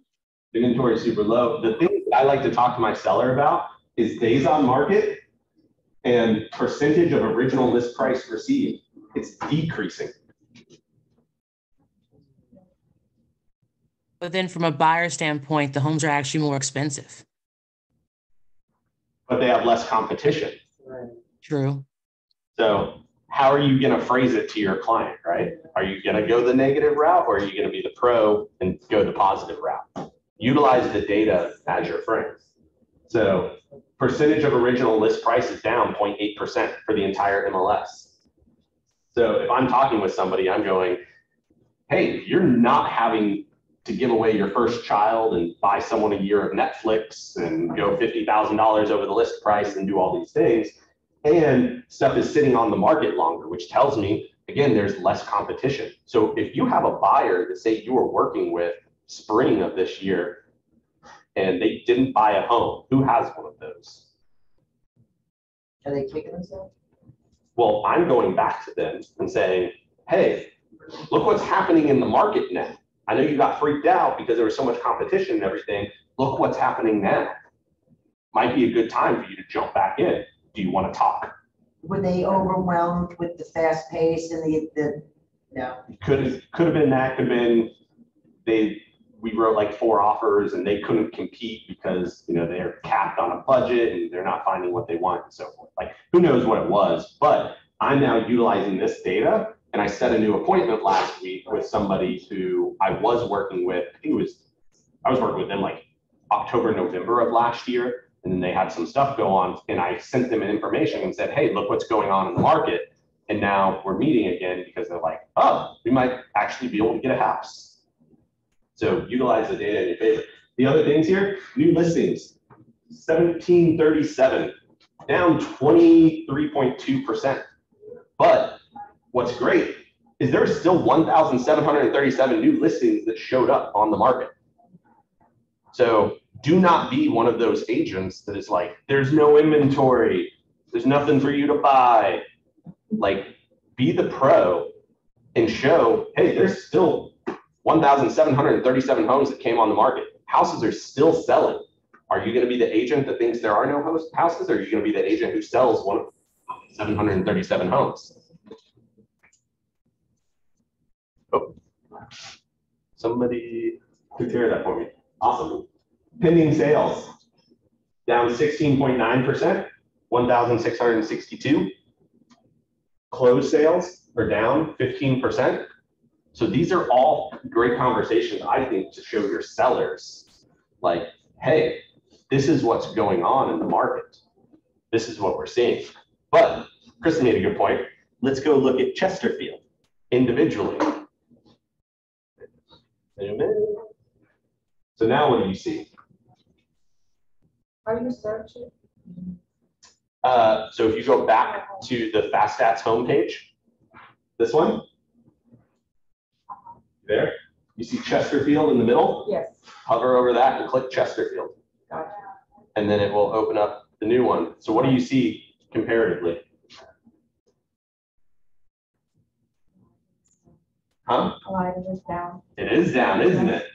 Yeah. It's down 1.1%, original list price to sale price. I was looking at the date. And I realized I was looking at you talking about phone. Okay, so this is a great point to bring up, right? Year to date versus what's happening now. Because what are your sellers still thinking? The market's still crazy. Hey, the people down the road, they sold their, what did they tell us? Like, I'm telling these people we were sitting with that, like, hey, I think we should list your home for 460. And he goes, well, there are some off-market deals that sold. And I was like, yeah, I pulled that tax data. And that house is 1,300 square feet bigger than yours, has an extra bedroom, has an extra full bathroom, and it sold for 580. And it also had like 4 extra acres or something like that. It was not a comp in my world, but that's what your sellers are thinking. Hey, what did the house down the street sell for? That's all they want to know, right? And so he's trying to tell me, well, this one sold for that, so our house should be worth $500,000. I'm going, well, when did that property sell? Oh, it sold March of this year. That was the hottest market in like recorded real estate history. We are in a very different market, and let me show you how. Year to date, we're up 105% of list price. But what has happened most recently in Chesterfield? It's coming back down. So if you do not price your home correctly and strategically, your home might sit because days on market are slowly going up. We've seen it go up about 8% month over month for the last like 3 months, right? Actually starting back in May, it kind of started to creep up a little bit if you were paying attention. So these are great conversations to have with your sellers and find the data. Do you send it? I'm sorry. Hold on a minute. When is this usually updated, like at the beginning of the first day of the month? So you get an email every month from the MLS saying, hey, the new monthly data is updated. It's usually like in the second week of the month or so, like the first, second week. It takes them a little bit to like compile everything, but you'll get an email with it. Okay. Yep. Sorry, Renee. I was just going to ask, do you send this entire report, including the condo and townhouse, if we're specifically talking single family? No, I'll just take a screenshot. Of okay, yeah. Like I only utilize the data that is specific to my people to send it directly to them. Yeah, otherwise it could be confusing. Yeah. Because again, I want to use the data to my advantage, right? I want to utilize the information the way that I want to go look at it. Like statistics and utilizing data is very important and tricky. And I'll actually give him a shout out because he does a really good job at it. But Scott Jarvis at One South, he wrote a blog recently kind of about how the media misuses data and statistics to create fear because that's how they get more clicks. When realistically, what the media should be putting out there right now is, don't worry, everything's normal. Like we're actually getting to a balanced market, a normal market, but who's going to click on that? That's very boring, right? So they get like housing markets crashing and so forth and all this kind of stuff, right? Another quick question. Sorry, Seth. Are we able to drill down? So if in a specific area, like I'm looking for a specific area within New Kent, I don't see the area number, nor am I able, so Providence Forge, that's what I'm looking for, but I don't see that. Yeah, so for fast stats, that's going to give you more of the overall for like the counties of the region or so forth. But okay. When you were in the market stats, you can't go specifically pull that, but that was not working right now for some reason. Right, okay. I just wanted to know if I could do it here because I have sent these before and specifically for the New Kent. So just wondering if the next data pull is going to be from the MLS, and we can show how you can narrow that down more by doing a map search. Okay, great, thanks. So let's do one more of these to show what are we most interested in. Can we do Hanover? Hanover? All right, so back on the screen, hover over Hanover, click on it, and you want Hanover County or Ashland? Hanover County. Hanover County. All right. Pretty much shows the same story, except for average list price is crazy up year over year. $399 to $490. That's insane. That's nuts. So, but it tells you pretty much the same story, right? If you look at year to date, list price to sale price ratio, 1.7%. Yet if you look at August, it's actually coming back down. Days on market went from 17 to 19 days, and year to date, it's climbing as well. So overall, things are changing. Way fewer new listings, way fewer pendings, fewer closed sales. The market's changing, and you can see that with the data. Why do they have the Tri-Cities marked down? Like, why are there just not stats for that? Sorry? Like Colonial Heights, Petersburg, they're grayed out. Yeah, they're just smaller. You can click on just Tri-Cities. Right? Okay. So if we want to look at the Tri-Cities, because let's be honest, that's where Kristen does all of her work. It tells pretty much the exact same story, almost. Maybe struggling a little bit more. Days on market come pretty even, actually. It's going down a lot down there. Yeah. So, takeaways, ahas, questions so far? Quick question. Yeah. So looking at the same information and trying to use it in a positive way, but at the same time, you know, being honest about what we're showing, what we're seeing. So would it make sense in your experience and just understanding of the market and where things are kind of trending, and then also just looking at these stats, to kind of encourage a buyer that might have been hesitant before because they will, the market's crazy, I'll wait till it slows down, bad decision. So now the properties are more expensive than they ever have been. There's no reason to believe that the homes are going to become less expensive. Would you suggest or encourage the idea of using this stat to say, hey, if you're ever going to buy, this is the time to buy. You're going to marry the house, you know, date the rate. At this point, homes are more expensive than they ever have been, and they're going to continue to trend up. Would that make sense? So I, in this situation, always like to use the line instead of saying, what's more important, the price of the home or the monthly payment? The monthly payment for most people. For most people, it's the monthly payment, right? So if I can, Yeah, sure. so if I can find you the house that matches the criteria you want with the monthly payment that you want, are you happy to move forward? Well, I guess my thinking on that is the idea that what you could have afforded if you were comfortable last year or a few months ago with $2,000 a month, that $2,000 a month looks very different now. That same house that was 4 bedrooms, 3.5 baths, cute neighborhood has now pushed up in price. So that $2,000 a month is not an option for you anymore in that neighborhood with that type of home. Correct. Yeah. So I would get them in touch with the lender and say, this is how much you can afford now. Let's set up a search and do it. But like you did say, I would use that and say, hey, based on everything I'm seeing here, average sales price year over year is up 5%. And year to date, it's up 10%. So the sooner you buy within your price point and a house that you like, the better it's going to be. And based on this, next year, you're going to have an extra $15,000 of equity in your home or $20,000 of equity in your home. Gotcha. And that's the thing, because last year it was so easy to incentivize a buyer because these rates were crazy. They're like, heck yeah, I'm paying $1,700 in rent. Might as well buy a house. But I like the idea of spinning that information to say, if you're ever going to do it, this is the time, rates will decrease and then you can refinance.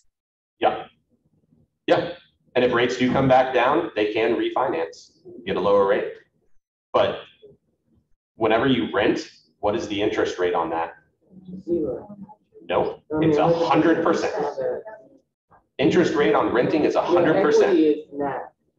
So if you're worried about interest rate of 6.5%, and you're renting, you're paying 100% interest right now. So yeah, it's all about the conversation you have with the person. Any other takeaways or ahas on the data so far? Very helpful when you discuss the data and helping us understand each section. So, yeah, how to interpret it is the biggest thing. Where did you come up with the 15,000 equity in a year? Actually close to 20,000. Okay. So, because this was last year, year to date, versus this year to date. Sorry. So average sale price is up 10%. So if it does the same thing this year, you're going to have 10% more ownership in your home by forced appreciation. Yeah. Yeah, I would say what I've learned so far would be kind of utilizing the stats based on our clients' concerns. So if they're concerned about inventory, actually the inventory stats, pricing stats. So yep. Yeah. Frame the conversation based on your client. And that's why I can't stand it when you as a real estate agent, like somebody comes to you and they go, how's the market? And you go, it's crazy. There's no inventory, blah, blah, blah. Like you just vomit junk out of your mouth. Like, no, look at this every day, minimum monthly. But honestly, you should be looking at stats every day. Time block 15 minutes to just go look at stats every day. And that way, when somebody goes, hey, how's the market? Great question. Why do you ask? Oh, well, I hear that there's no homes on the market. Well, that's interesting because I was just looking at the stats and, per the entire MLS, there was 1,737 homes that came on the market last month. What is that person going to say then, right? Like, frame the conversation based on what they want. Yeah. That's on the enrichment, right? This is our entire MLS. So whoever's putting that in, go in and look at the specific data, right? Chesterfield, August of this year had 457 homes that were new listings. 490 went pending. So homes are still selling every single month. So the person who says, well, there's no homes, be like, what are these people doing? Well, part of that is difficult to price it correctly because of the comps that are in the MLS. And, having to decrease the price, because of, what you're seeing. And so being able to explain it to your client, you're giving them those comps, but then the house is sitting, now you have to have another conversation because we need to lower the price.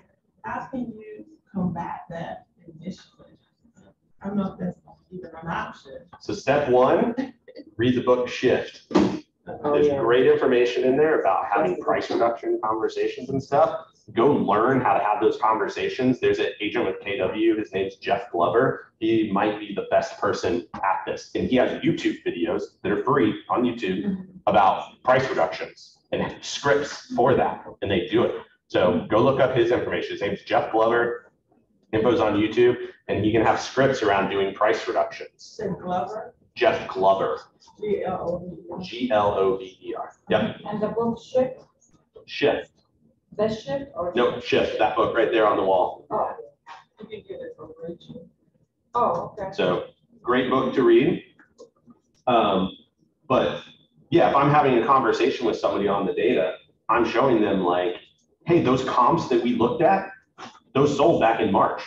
That was a hot market. If I go back and look at the March data, you're seeing really upward. But now let's look at what's happening just last month. Stuff's coming down. There is less inventory, year to date. Percentage of prices is coming down. Average sale price is coming down. Like you're utilizing that data ahead of time. And then I always like to ask the question of like, look, I'm happy to do what you want, Mr. or Mrs. Seller, but do you really want to be chasing the market down? Because you told me you need to sell within the next 3 weeks. If somebody's like, hey, I want to maximize the most amount of money and we can sell it whenever, one, I would question whether or not I want to work with that person because they're not super motivated. It's $25 KW cares for. Just, but I'm having those conversations with them of saying, just like, hey, based on what you told me in your timeline, what do you want to do? Do you really want to chase the market down and constantly decrease the price? Because if you're a buyer, what is that going to do? If you're a buyer and you see this home is decreased price and decreased price and decreased price, what do you think? You probably don't think something wrong. What's wrong with that house? Why does nobody else want it? Why would I want it? Nobody else does. Like, oh, it must be overpriced, right? So use the data to frame how you present it to your seller. Cool? All right, let's look at the MLS now. So if you can go back here for me. Let me know when you're at this screen. It's just your home screen of the MLS. Give me the thumbs up when you're there. We're gonna go through this one pretty quick. Everyone there? Awesome, great. So at the top, you have stats. So click on that stats tab, and it's gonna bring you here. This looks very similar to your typical home search criteria setup. So I want to pull some good information of like original price to sold price or sale price to list price ratios. So you have some system presets that are here on the side, or you can customize. So there is a tab up at the top. Let me zoom in so it's less blurry. Sorry. Better? Yep. All right, so when you select customize, now I can be a bit more specific. Time frame, I can do things like year to date, which I think is really important. You could do past 5 years if you're gonna do longer data, like just depends on what you're putting out there. But let's do year to date. The statistic that I want is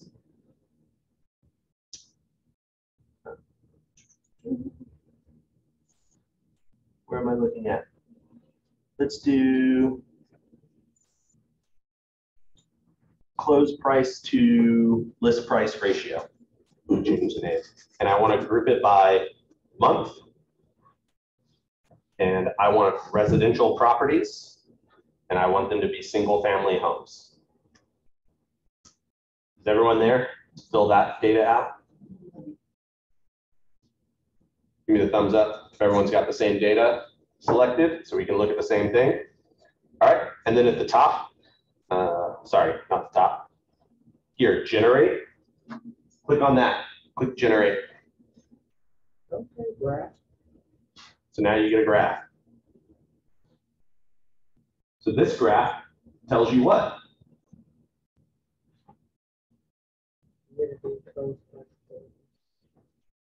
If you were going to interpret this data for your client, what is it telling you? Homes are getting closer to selling at list price. Yep. Which means what? Good time to buy. Less competition, right?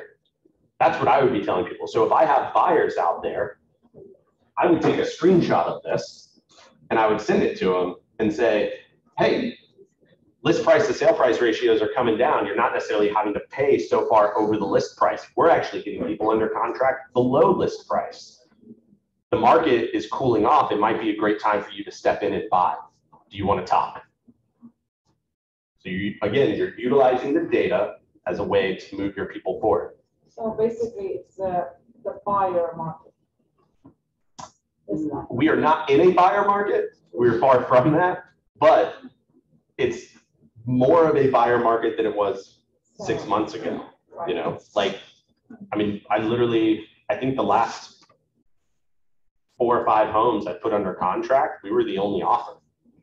There's one I just got like 10,000 under, and we got full appraisal, full inspection. Like it was just a normal offer. So the market's changing, and I think this is a great stat to show. And then also too, like you don't like the column line either. I sometimes like to do the line graph because it shows it a little bit more. Right underneath the statistic, it says chart type, change it to line and then hit generate again. And I like showing this because it's like, look what's happening. You know, you're not having to compete. You're buying things at the list price. If things are priced correctly, they're selling, but not. All right, any questions on this? Nope. So now you've got 3 different areas where you can go pull data from. You have the market stats, you have fast stats, and you can go into the MLS and play around with this stuff. And I would recommend every day, spend 15 minutes and just go in here and check out the data and start looking at it, and start paying attention to it. And you're going to start seeing trends as well. And then you can start having the conversation of, hey, 3 months ago it was this, 6 months ago it was this. I stay up to date on all the market stats and so forth, so I can give you this information and tell you, Mr. and Mrs. Seller, if you overprice your home, it's going to take you this long before we need to do a price reduction. If average days on market are 15 and your house has been sitting on the market for 21 days, what does that tell you? Your home should have sold by now, right? Like average days on market for your area is 15, we're at 21. We need to reduce the price. And we need to reduce it far enough to get ahead of the market as well. Cool. I like the data in the map. All right, questions? Ahas? Colors. Do what? Change the colors now. Fancy, changing the colors. I know. What other ahas do we have from this other than the colors changing? Hey, Seth, real quick again, how did you get back to the line graph versus the bar chart? So when you're in this customize tab, Yeah. underneath statistic right here, you'll see chart type. Yep, got it. Do smooth line, you could do area as well, so it fills it in. Cool, thanks. And again, this is just in my opinion, a basics on data. Like what I'm showing you is what I think is the bare minimum that you should be looking at every day, week, month, so forth. All right, let's get a couple ahas before we move on. Someone speak up. Add all of this to my list of presentations. Do what? I'm going to add these to my list of presentations. Yeah. If you went to MegaCamp or you got the digital version, you should have gotten the PDFs from that as well, from Gary Keller's market stats. I immediately went in and pulled a bunch of that info, and I now have screenshots of all that saved. So based on what appointment I know I'm going in and what that client's talked to me about, I can create like a quick little slideshow of, hey, check out what's going on in the market based on what you told me. Like people are worried about, you know, well, am I buying at the height of the market? Am I going to lose money? Well, how long are you going to be in this home? Oh, this is a 20-year home for us. Okay, then who cares what the market does, right? Like, let's be realistic and have a good conversation. So you can pull that data, but yeah, Alexis, I love that. Like, pull this data and put it in your listing presentations. And you can go get, and that's the thing that I think a lot of real estate agents don't do, is they don't prep for their specific listing. Like, you shouldn't have just one, this is my listing presentation, and it's a one size fits all, because that's not true. Like, your listing presentation is going to change based on, one, your client's personality and kind of who they are, two, where their house is located and what's going on in their specific market. And you should be adjusting your listing presentation a little bit based on that. There should be data in every listing presentation that you go update for that specific person. So days on market, average price, what's happening in the market, is it declining, inclining, so forth. That way you can show the stats, be the expert, and then again, your opinion only matters because you backed it up with the info.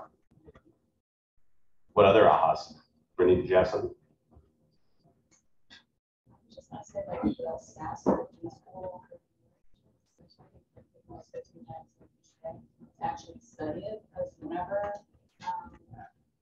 even when I was really new, I was like, well, I don't have to be in these conversations, because if you get someone that actually does pay attention, even if they're not in real estate, but they do kind of know a little bit, just talking about specific numbers and down by 3% or up by 100, like there's different things that it's just like.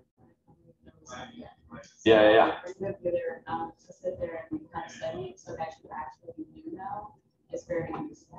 Yeah.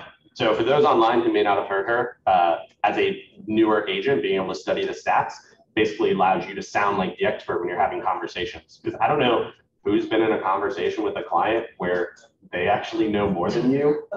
Definitely have been in that conversation, and it sucks. Like, big time. You're like, I don't even know what to say, and you just schooled me, and that wasn't cool. So that's why I go do this information all the time, because I want to be the one who is sharing all the information. Cool? All right, let's move on. So basics of doing a CMA, and we're gonna run through the next two pretty quick, because I do want to get to showing time and transaction desk. We only got about an hour left. All right, so basics of a CMA. What are things you need to pay attention to when doing a CMA? What are the things that matter? Those of you who list a lot of homes, maybe? Sure.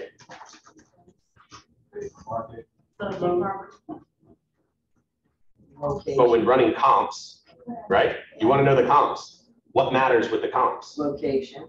Square footage. Location, square footage. Condition of the property. Okay. The number of bedrooms, bathrooms. Yep. So criteria of the home, right?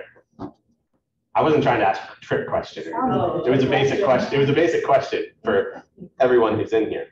So let's, somebody give me, you know what? We'll just use property that I have. So the address is 2330 Maplewood Road. It's right in the middle of the lakeside. It's a 2-bed, 2-bath. It's a cute little home. So for me, I do things a little different. So if I look up that home,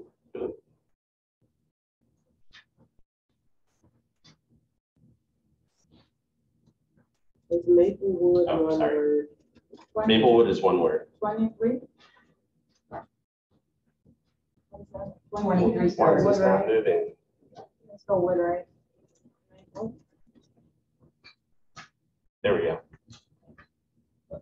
So this is not when I bought it, but I helped the people who I bought it from buy it back Is then. there a way to blow it just up a little bit? Yeah. Good? Yes.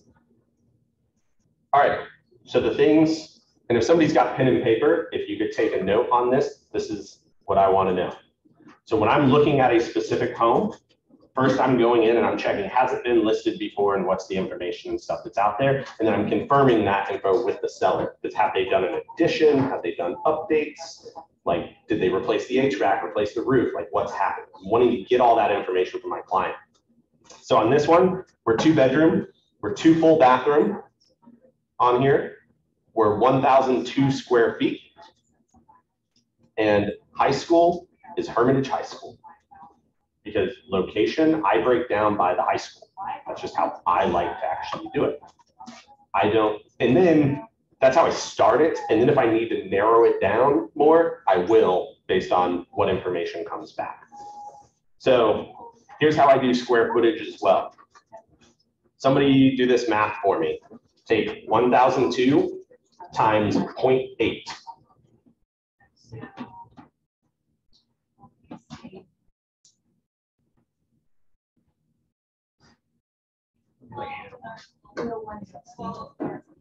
Anthony is so good with math in his head. All right. So let's just do 800 and then take the 1,002 times 1.2. What is that number? 1204. Is that right? So let's do 1250 just to give it a range. So why did I do that? 20% lower and 20% higher of my subject property square footage. Because do I care about comping this home to a 2,500 square foot home? Is that a comp? No. So I only care about homes that are within a 20% square footage range. Those, in my opinion, are like-kind properties. So I went in, sorry, I keep forgetting to zoom in. What was that? What did you mark? It's 0.8 and 1.2. Can you explain that again? I mean, where did you get those numbers to multiply by? So the subject property is 1,000 square feet. Right, right. I took the 1,000 and I multiplied it by 0.8 because I want 80% of the square footage. 80%, okay. That gave me the 800. And then I took the same 1,000 square feet and I multiplied it by 1.2 to get 120% of the square footage. So now I have my square footage range that is 20% on either side of the subject property. Make sense? Yay? Yeah, I've never seen it done this way. Good, this is great. Perfect. So I also like to see what's active. Yeah. Question. I was just gonna ask for both of those, stats. Do you take the median, like the middle number? So I plug in square footage, 800 to 1250. So I get my whole range of square footage on the property. Why do I want to see active properties when running a CMA? See the competition. Because what's actually, say, like we have a listing right now that is in a neighborhood and there are 5 other active properties. What are we telling the seller? You need to be the best priced home and best condition in order for your home to sell first. Right. So I want to see what my competition is for this seller, right? I'm also looking at pending because I want to see what recently just sold, what's under contract. And I might call those real estate agents as well and say, hey, what are you under contract at? Are you above list price? Are you at? Some people won't tell you, but still call. You'll be surprised what info you can actually get. It's great. Right. But that tells you a lot because now you can go into your listing appointment and tell the seller, hey, this home that's under contract, it's actually under contract $50,000 below the list price. You said that recently. Huh? You said that recently? Depends on the price point of the home. Yeah. Really? I put a home under contract $100,000 below the list price. Wow. Yeah. People are overpricing stuff and then they get realistic when they see, why do I have no showings on my home? Was there an agent? Was it listed property? Oh, yeah. It wasn't your number. And then I want to see sold properties as well, right? Because that's what an appraiser is going to use. So now I'm having a conversation with them in front of them of going, like the listing appointment Anthony and I went on, I'm asking them, where in these comps $500,000? Because what's an appraiser going to do? An appraiser is going to do exactly what I did, and they're just going to show, hey, your home's not worth $500,000. So even if we get it under contract at $500,000, hopefully we have an appraisal later. So is everyone here? They selected active, they selected pending, last 6 months, sold in the last 6 months, and plugged in the square footage range over here. Is everyone there? Give me the thumbs up. Everyone has the same stuff? I have the house, so 162, right? Go back to your residential full search screen, like we did earlier. And then just select active, pending, and sold. Why do you not do sold of non-MLS? Yeah. Oh, sorry, I normally do. Okay. Sorry. Do you know that non-MLS is actually like the #1 salesperson in the MLS? I use it. Yeah, get you a lot of good data. That's it for my name. Good? And then the square footage range, 800 to 1,250. Then scroll down to high school and go find Hermitage and select it.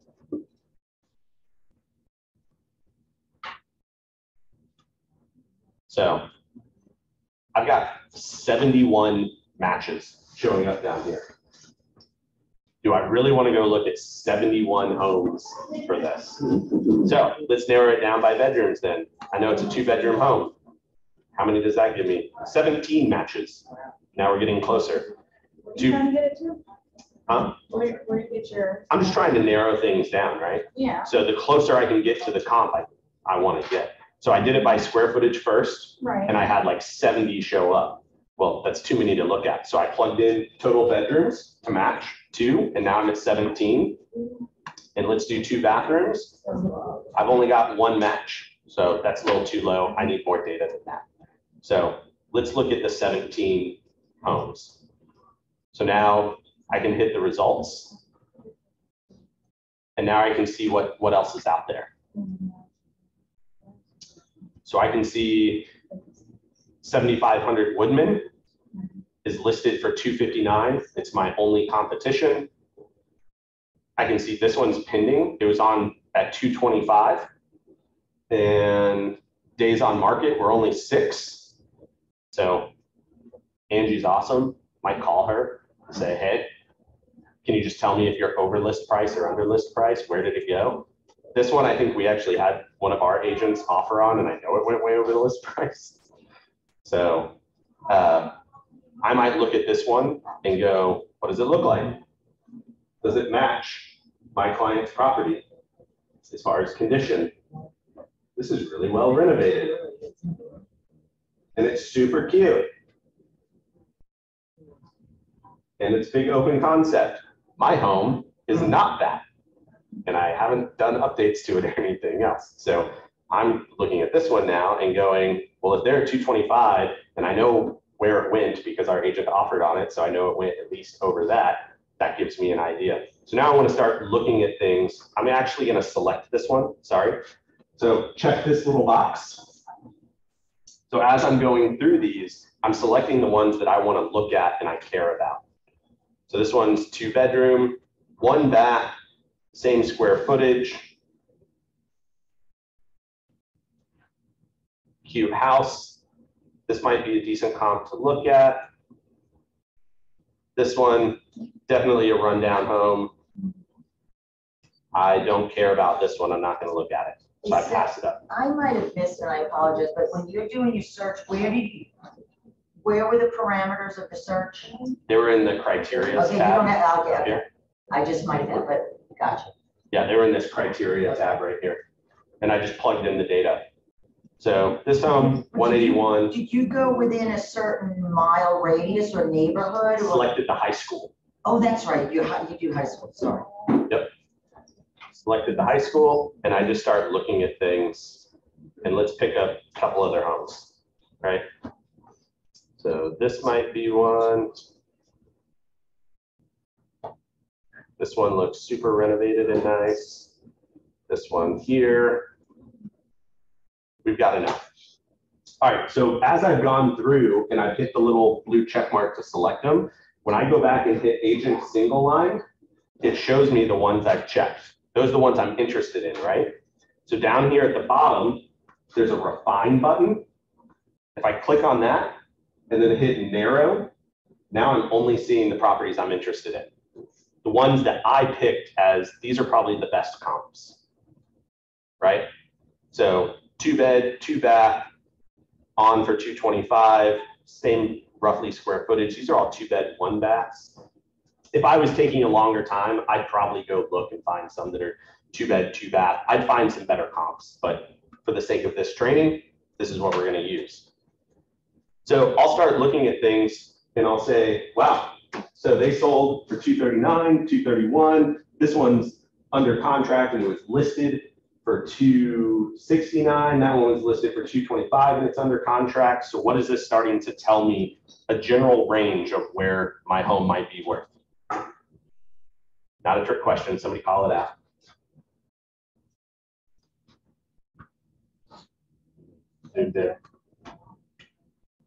So they're still selling over. 240, 250. Well, with you having an extra bathroom, wouldn't you adjust for that at all? Yep. I would. And what do you think roughly you would increase it by for one extra bathroom? 20,000? No, like 5 to 10. 10? Okay. Yep. And again, depends on the neighborhood, right? Like, yeah, in condition, is it updated? If it's in Kinlock, a bathroom might be a $20,000, $50,000 bathroom. You know, just kind of depends. So, but this gives me a general range, right? I'm starting to narrow it down closer into where I think the house is actually valued at.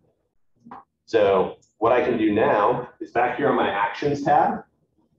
Now that I've narrowed it down, I can click on quick CMA. This is like one of my favorite things, and I print it and I take it with to me on the listing appointment. So when I hit click quick CMA, it brings up this PDF, and I can now see everything broken out. Whoa. Into pending homes, and this tells me average price per square foot. I can see averages of everything together, so $250 price per square foot. On this one, it's $200 for listing, but the actual sold price per square foot is $233. So when you look at the sold data, you can see average price per square foot of $233. Now, let me say the caveat, in this neighborhood, I think you can use price per square foot more than you can in other neighborhoods. There are certain neighborhoods or like homes out in Powhatan where it's more rural, where price per square foot is not necessarily the greatest deciding factor of things. But like Kinlock, where, you know, I was recently looking at homes out there for somebody, all of those homes are kind of similarly built. You know, it's a specific subdivision. You can use price per square foot. Lakeside area, a lot of the stuff is pretty similar. So if your comps are looking the same, I think you can use price per square foot as a pretty general rule of thumb. So if I take the average sold price to list price square footage of 233 and multiply that by 1,002, what do we get, Anthony? 233.60. Average sold price to yeah, I mean, you're getting like about $235,000. And if we go back and look on that other page where we were looking at things, what was our general price point? 230-ish, right? That kind of matches and lines up. So now I'm getting closer to what I feel is probably the right price. How many of you, when you go on a listing appointment, tell your client one specific number? I mean, you do it. Or do you give them a range? Range. Awesome. I'm so happy to hear that. You should always give them a range. Yes. On that, when you have we have the average, the median, my question has always been, what's the difference between the average and the median? Anthony, you're the math wizard. Sure, I don't know. All right, so average is basically they're taking all of the numbers and they combine them and then divide by how many total there are, right? The median is they take all of the numbers and then they just go look at the middle number. So if you're going and looking in the middle, if you have, say, one property that was like a super high property, like one of these sold for like $400,000 for some reason or something like that, that could throw off your average pretty significantly because now you have this like huge number that's added in to the rest of it. So I like using averages, but I would also go, I wouldn't use that $400,000 comp. I would get that out of there and then use my averages. Cool. So I'm probably gonna, if I'm going on a listing appointment with myself, I'm gonna tell myself, hey, I think your house, worst case scenario, is probably gonna sell around 220 at the high side. It could sell upwards of, 250, 260 if like super crazy, we get the perfect scenario and so forth. Realistically, in the middle is gonna be somewhere around 230 to 240. What strategy would you like to use? We do all of them, and here's where we're at. But I'm putting a net sheet together as well to show them, like, I need to know how much you owe on your home and so forth. Right. But that's a different conversation than doing a CMA. Question? Yes, I have a question. So I know you mentioned you wouldn't use the $400,000 property. So would you instead go based on the square footage? Yeah, so the $400,000 property, I'd figure out why did that sell for $400,000? And if my property matches that one actually, then I would go, hey, your property's super unique too. It has a detached 2-car garage, you've updated everything, and it actually has a auxiliary dwelling unit above the garage that somebody could Airbnb. Now your property is worth way more than these other ones, right? Because it doesn't have that. So you do have to go in and look at those things. So this is a very quick, basic CMA, how to do it. You're going to spend more time doing your CMA than this. You should not be able to get to a final value this quick. You need to go in and dig deeper into each of those comps to understand why they sold for what they did. Did it have a detached garage versus this one doesn't? Is it a shed or a garage? Do they have a generator? Is it, are there solar panels on the house? We're not having to deal with that. And that's a whole other conversation because that's making things tricky based on if there's money and so forth. So cool. Ahas from CMAs. Pay attention to which ones you use. Did anyone run CMAs differently than what I do and you learn something from that? Well, I run those to the realist. Okay. We're going to get to realist real quick, but I never did this one fully because I just never took the time to learn it. Yep. Realist is nice because it'll show you off-market properties too. I do the map. I use the map and do a radius to narrow it down to start. Yep. First doing the high school, you'll just use the map. Right. Sometimes I'll do, well, most of the times I'll do the distance also if I'm trying to do like within the area of that property. And then if I don't find anything, then I have to go outside of that, like a mile or radius. Yep. But for rural properties, you might have to pop 6 miles down the road to find something. Yeah.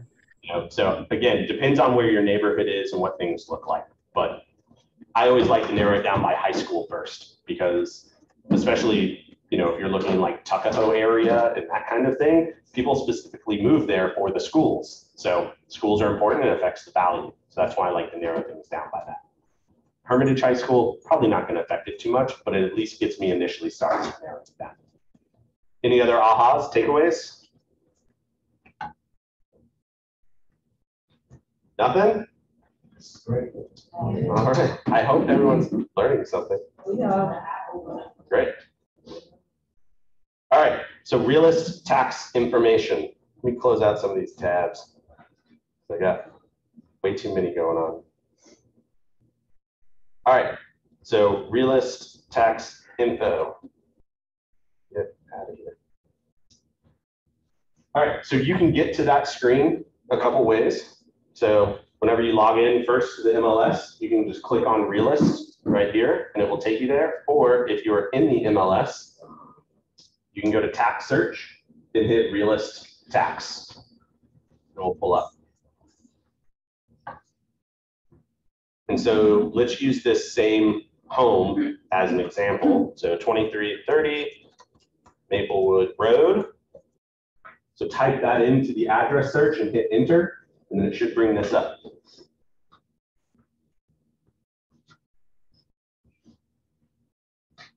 Everyone there? Yep. All right, so here's what's important to understand is you need to go in and look at all the data because this is what's important, because what does this say it sold for last? Is that correct? No, it is not. So when you go down, because that includes the last MLS sales price. But if you go down, you will actually see the last time it sold was, I bought it for, what did I buy it for? 185? Yeah, I bought it for 185 from these people. That's something you might need to know going into listing presentation. Hey, you bought it for this. Here's what it's worth now, so forth. And then you can also verify against all of this information. I don't know how many times I've actually gone into somebody's home and they've like done some crazy addition, or they like finished a screen porch area, but they never permitted it. So it's not in the tax records anywhere. And I go, hold on. So what happens when that happens, like when that happens? There's a lot of different scenarios that could happen. Let's take that one offline. Okay. Yeah, there's a lot that could change there. But you want to verify the information against the tax records because you need to understand what to put in the MLS in the right way.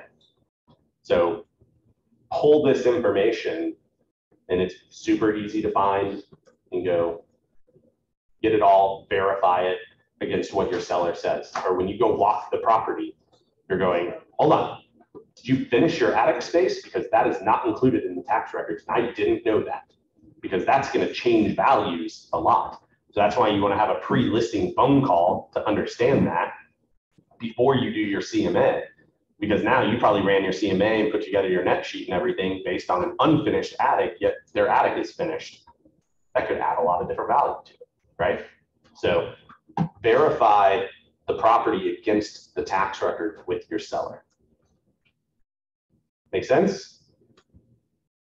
And this is going to give you everything you need to know in here. It can even give you mortgage history. So on this one, I got a mortgage for $175,750 on it. I did 5% down, conventional loan. I don't know why it says private party lender, because it definitely did not do a private party. I just went through a regular lender. So again, people who are recording the property are humans as well and input data incorrectly. I've actually seen scenarios where, you might have like, we're selling these townhomes right now over in Dominion Towns. Well, there's Dominion Town Circle, there's Dominion Towns Lane, there's Dominion Towns Place. And if somebody's recording something, they might say like, they might put a lien on the property that is the incorrect Dominion Towns, right? You might have 3814 Dominion Towns Circle, but they accidentally record it and put the lien on 3814 Dominion Towns Place. And now all sorts of things are screwed up. So this is great information that you can go in and verify and check out. Let's talk about CMAs real quick within Realist. So you can have a quick search, which immediately pulls up this information here. So you can look up by owner name, you can do address, so forth. You can do a little deeper search by hitting my search up at the top. And you can change county, and you can do all sorts of stuff. So for me, I actually have some searches that are saved in here that are golden letter searches that I do. So if I'm going to go do actively pursue some sellers and send some golden letters, I have searches saved up that show settlement date before X amount of years. And now I can get my mailing list and send golden letters. You can also, let's say I want to know homes around this home. So you can do your same drawing tool. And just like we did in the MLS, there's a polygon tool. And I just want to know within a very close range of this property, homes that have closed that have 2-3 bedrooms. You can plug in baths, you can plug in square footage, and I wanted 800 to 1250 is what we did. And I can also do like, owner names, I can do whatever. If I'm looking for a specific property, but recording date is the one that I think is really important, because I want to see stuff that is sold in the last 6 months-ish, somewhere in there. So I can go back and select March 1st all the way through day. And so there's my recording date for properties with 2 to 3 bedrooms, 2 baths within this range that I drew. And then I can hit search. And it brings me these properties. And your screen might look a little different. You might have these at the bottom. So now I can start looking at all these properties. And if there was an off-market property that sold and recorded that wasn't put in the MLS, it's going to show up here.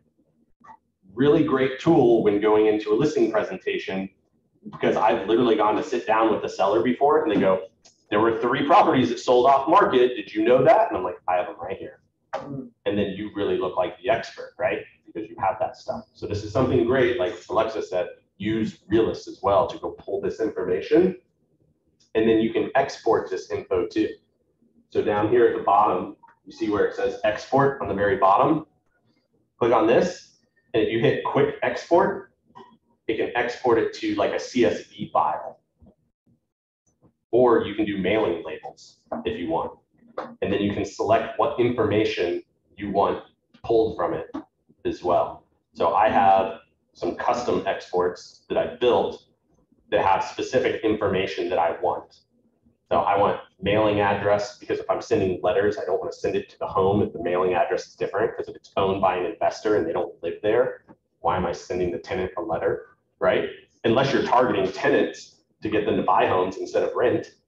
You know, you could find homes where the mailing address is different than the owner address and target those tenants and say, hey, interest on renting a home is 100%. Why not buy a home? Lower your interest rate. You know, there's a lot you can do. And then you hit export and it will send it to a CSV file. And now you have all that information in there. Questions on any of this?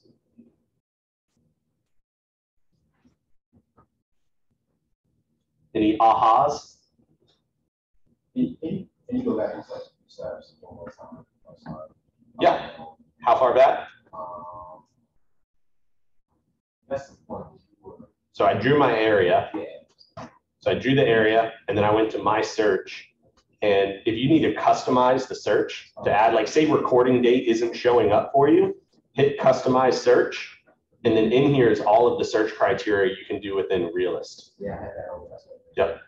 So you can go in here and you can select, you know, recording date and then hit save or apply and save. And then it will now pop up over here so you can do it. Where did you put the price per square foot? I just did square footage, building area, total square footage right here. And you can also change the county too. So you can only search up to like 14 counties at one time for something in here. So if you go up here and hit change county, you can only have so many selected at one time. So if you're trying to find a property in Henrico and for some reason Realist just isn't working for you, you might not have Henrico over here selected as a property. So you have to scroll down here, select Henrico and so forth. Good? All right, ahas, give me 1 or 2 ahas. Learning how to, you know, search the area.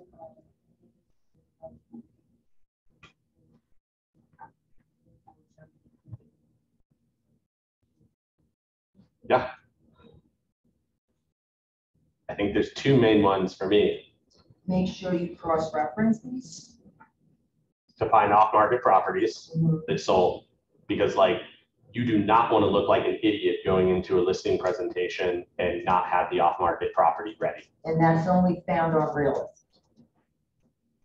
Yeah, I mean you can. I mean, for us today. This is the easiest way for you to find an off-market property is to go look in the area and put in the recording dates. To find it, you have to put the recording dates in. But we don't know we're looking for it. It's just. It's going to show up. Yeah. And then you cross-reference this list to your MLS and you can see, oh, that property is not in the MLS. That was an off-market deal. Yeah. And then you can research that deal a little bit. When you cover over one of the things, it'll say MLS sales date. If it is an off-market, will that just be blank? It might show the last MLS sales date. Got it. So that's why you cross out on that. Yep, cool. Because it may have sold in 2020 and then they sold it 2 years later because they relocated, but they sold it off market. I was actually looking at one of those yesterday. Say that again. So you were looking at, he said it was showing the old, the original listing, not the new, the last listing. Well, it may not have been listed. So it may have been listed in 2020 and Right. it sold. Right. But then say they were getting relocated a year and a half later, and all of a sudden now they're trying to like move and they sell it off market. Right. Well, that it didn't go in the MLS. So it's going to say MLS listing, last MLS listing, but it's actually sold since then. So you're looking at the original searches we were doing, then you go into Realist.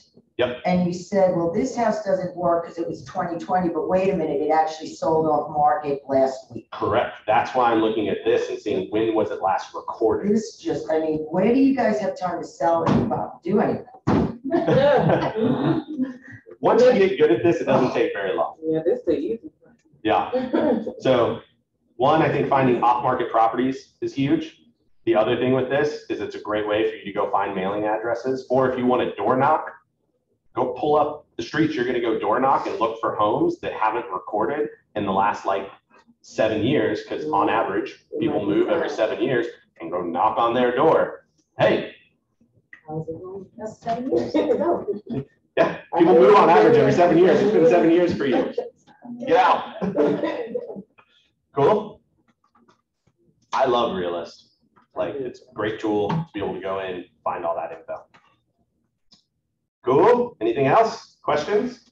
Oh, I was just gonna add one more about, tool that you mentioned, if you scroll down, you'll see more of an update. If the home recently sold, compared to what you see at the top. But Yep. I was just more based on the number at the top, it'll show 1996. Yeah. You know, yeah. Yeah, property may have sold 5 times, but it's sold off market every time. That happens. So this is, we can see the houses on sale and it's already sold. Correct. Yeah. Yeah, because you can go into this property Right. and I can look at the report and I can see MLS sales price is 260. It just sold in the MLS. So more than likely, this hasn't sold off market since May. But if I see here where it says MLS sales date and it last sold in the MLS in 2020, I'm going to scroll down and look at the sales history and see, has it sold since 2020? Maybe it has, maybe it hasn't. And if it did, it probably sold off market because it wasn't in the MLS. All right, let's move along. We only got like 20 minutes left. And I want to do showing time and get your templates and transaction desk.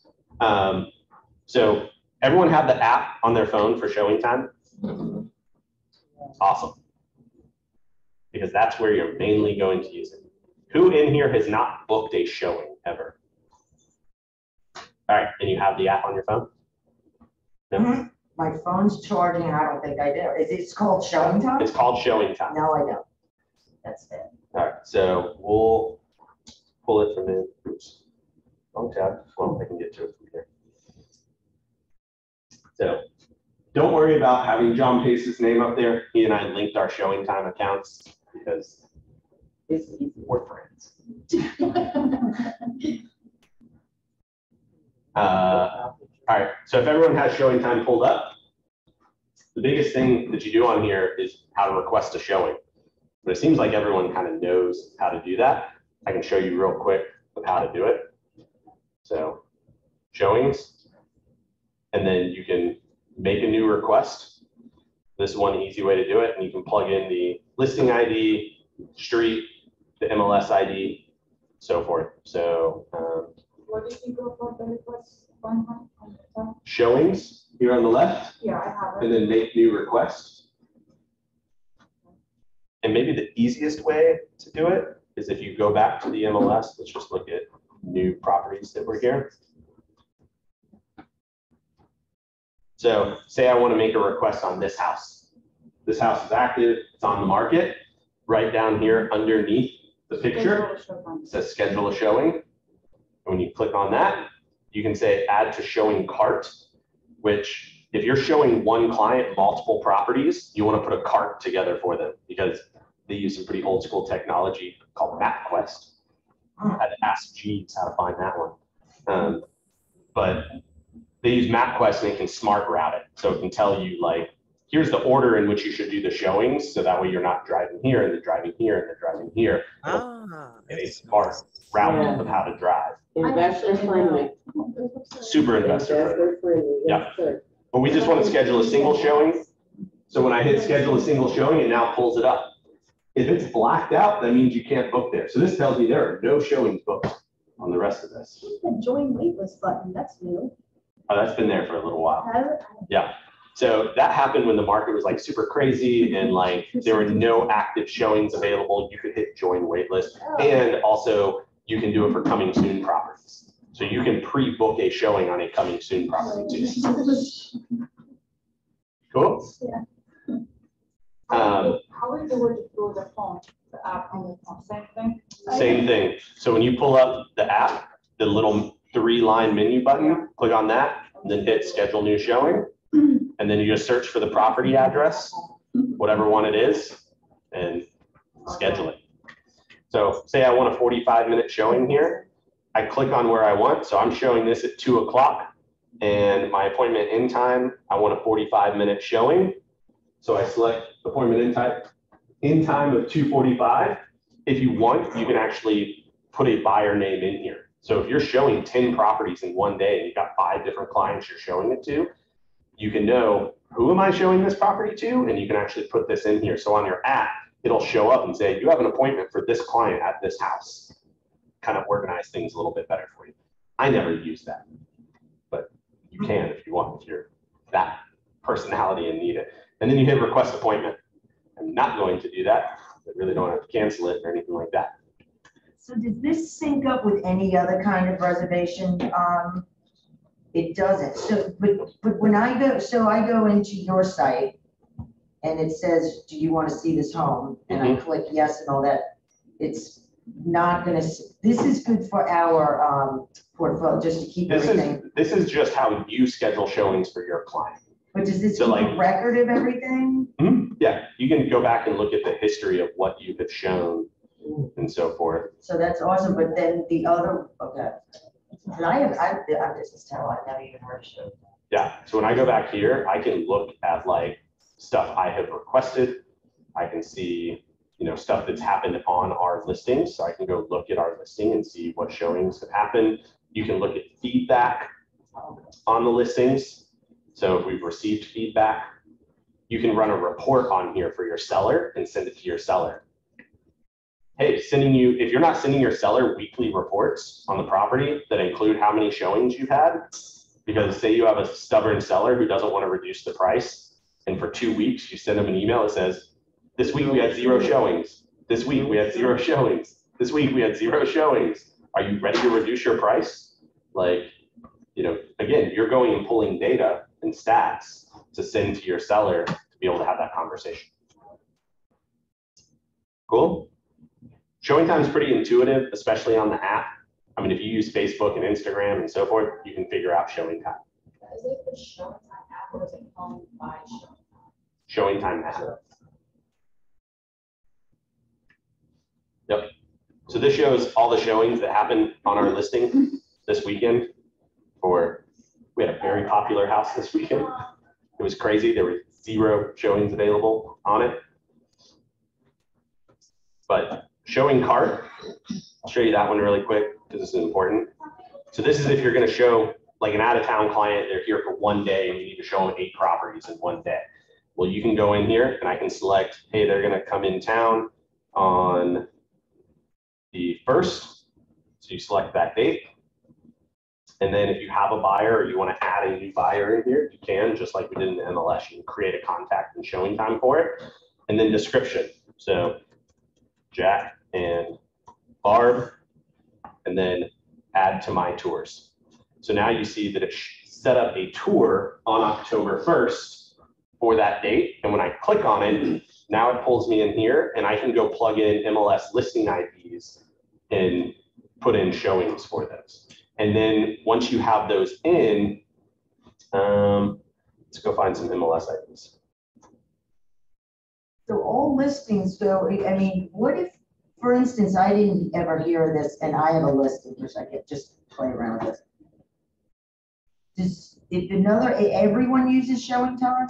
Every agent uses showing time In our MLS. in our MLS. Yeah. I even heard it.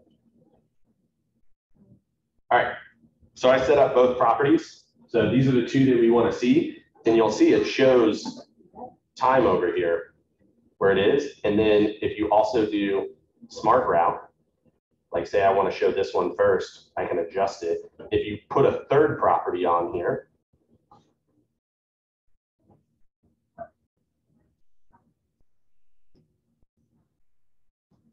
you'll see the smart route feature now shows up.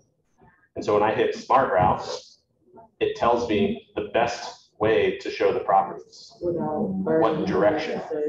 Yes. Yep. So if I move this one here, it's now showing that I'm like driving here and then way out here and way out here. But if I do smart route, it's going to adjust it and do the shortest drive time. So that way you can be efficient with your time. As long as you can get that appointment at that time, you need it, right? Yep. But that's what's nice is up here, it shows you when it's available. Oh, right, okay. Yeah. So now I can go figure out, okay, well, it's saying this should be first, this should be second, this should be the third property. Now I can look at it and I can go start picking times within here that match, and it even tells you drive time between appointments. Wow. Cool? Yeah. Did we all learn something? Yes. Awesome. All right, well, we have 15 minutes, and I told you I want you to have a template and transaction desk. So any questions on showing time or ahas? 20 seconds. It's great. Smart route.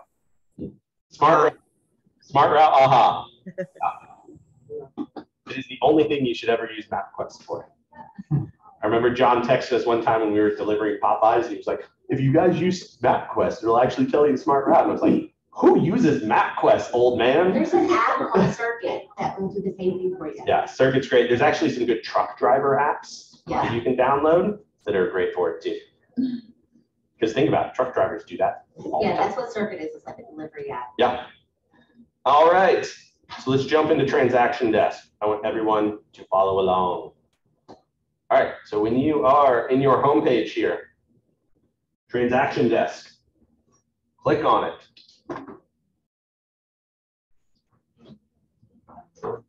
Is it going to work? Let me know if everyone's here. Is everyone at this page? Give me the thumbs up. Thumbs up, thumbs up, thumbs up, thumbs up. Kristen and Co team, thumbs up. All right. The other way you can get to transaction desk, and I'll show you that once we have the templates built and everything, so you're in here. So this is your homepage. You can have your transactions that you have in here.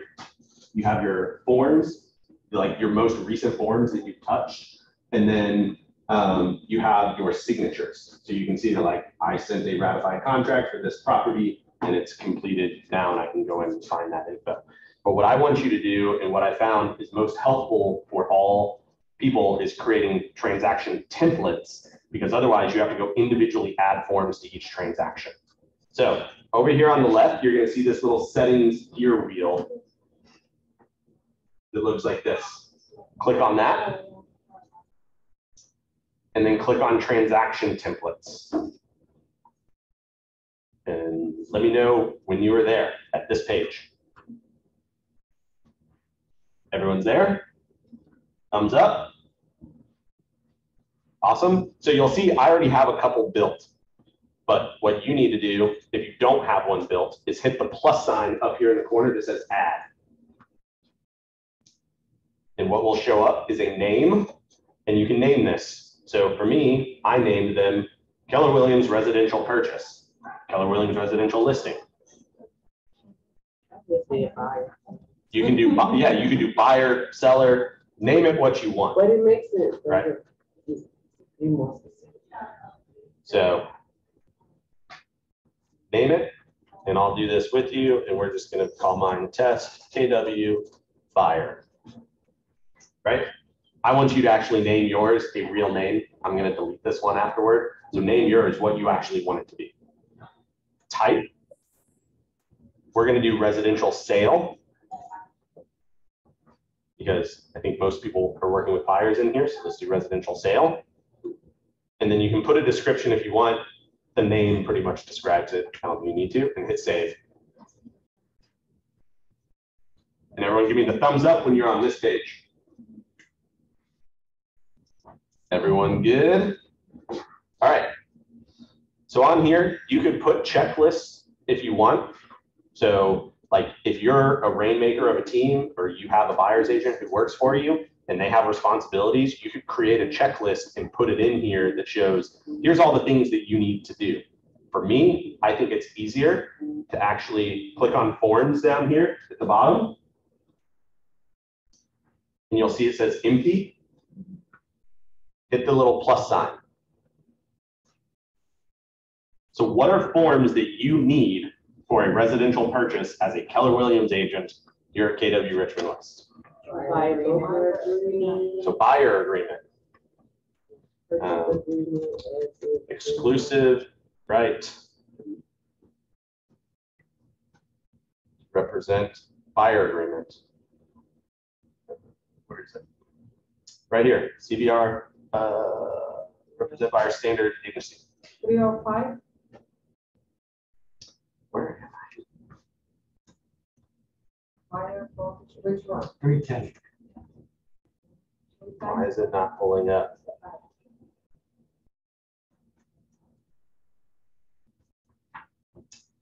So type in CBR 310. And it should pull up CBR MLS buyer brokerage agreement standard agency. Everyone there? Click the little bubble and click add. So now it's added to your forms. You also have some specific Keller Williams Richmond West documents that you have to put in there. So when you hit the plus sign, it gives you these folder options. Scroll down to the bottom and you'll see Keller Williams Richmond West folder. Everyone there? Yep. Click on the Keller Williams Richmond West. And now you can add all of these. So affiliated business arrangement, because Vesta Title is here and you have to tell your clients about that.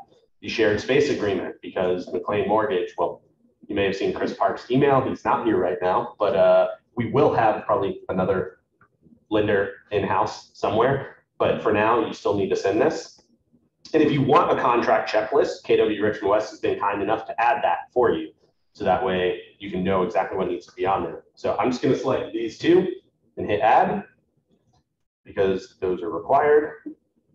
And now they're in my forms as well. So I need buyer agreement, affiliated business, shared space agreement, and I also need summary of rights. So add another document. Summary of what? Summary of rights and obligations.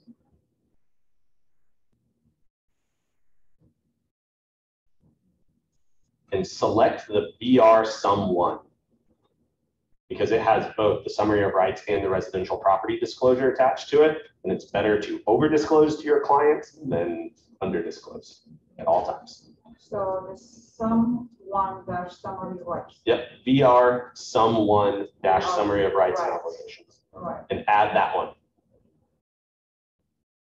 Cool, everyone there? Everyone has these four at least in here? All right, so those are your mandatory buyer representation documents. You have to do an exclusive right to represent buyer, and you have to do these other disclosures. The other one that I also add in here, if you search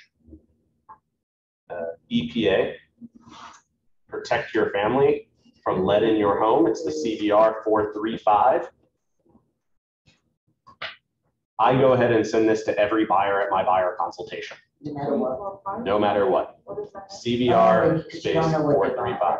Because if they're going to buy a house prior to 1978, I need them to initial this document whenever they do it. So I go ahead and add that to my forms. And then I'm going to go add the purchase agreement. 335.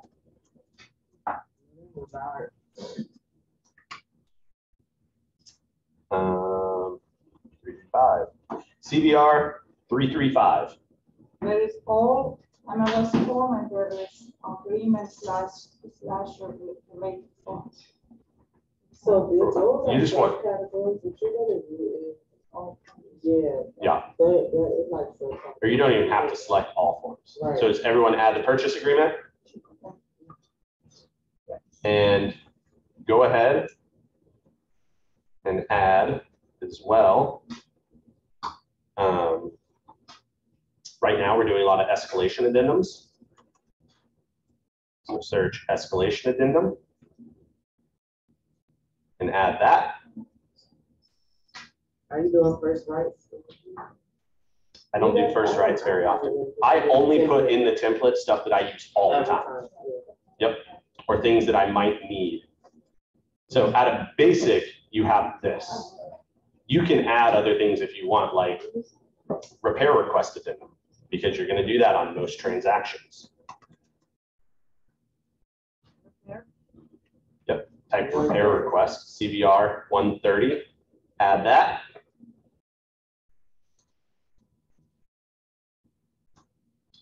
And if you wanted to, hopefully you don't have to use them very often, you could add the release of purchase agreement, termination of purchase agreement.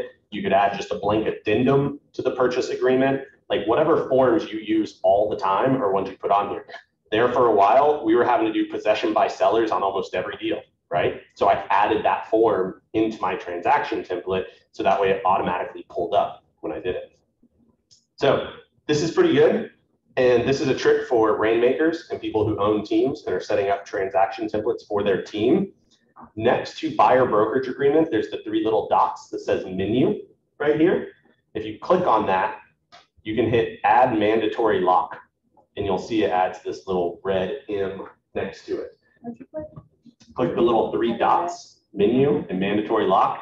This will now tell all the agents on your team, this is a mandatory document when you are working with buyers.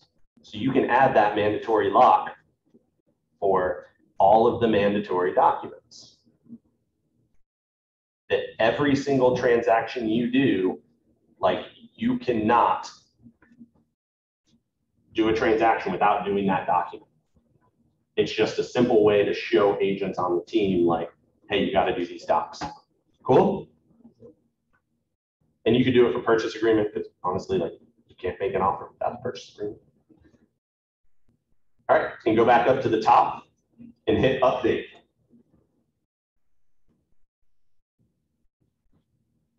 And now that should save that template in your templates. So if you go back to the little gear icon on the side and then hit transaction templates, you should have that template in here. Is everyone there? Everyone has that? All right. Sweet. So here's a quick way to show this in the last second that we have here. So say I've got this property and I want to make an offer on this property. My client says, hey, let's make an offer. The little TD that is down here underneath the picture says start a transaction. So if I click on that, it opens up transaction desk with this little window. So I can now label this, the address, I don't remember what the numbers were, so let's just do that. And I can select the template. Keller Williams residential purchase has an MLS, and I can add myself as the selling agent, buyer's agent, or listing agent. Well, I'm going to be the buyer's agent in this. And then use wizard. The wizard is nice because it will automatically fill out information on the documents as you go through the wizard. So keep that box selected and hit create. Where did you go first? Sorry, I missed it. So if you're in the MLS, Yes, TD. hit the little TD and that box, it'll open up a new tab and that box will show up for you to select your template. There's a drop down button for the template. You there? Cool. So now I can go through here and I can fill things out. So we're going to make an offer at $350,000. We're going to do a deposit of $3,500. You can plug in mortgage and transaction dates if you want, add contacts to it.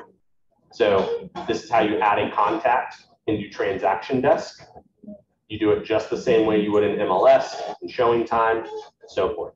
For some reason, when I pre-fill that data through the next, it doesn't stick to the document. Like I always have to end up putting it on the actual form, but you know, you can edit from the individual form as well.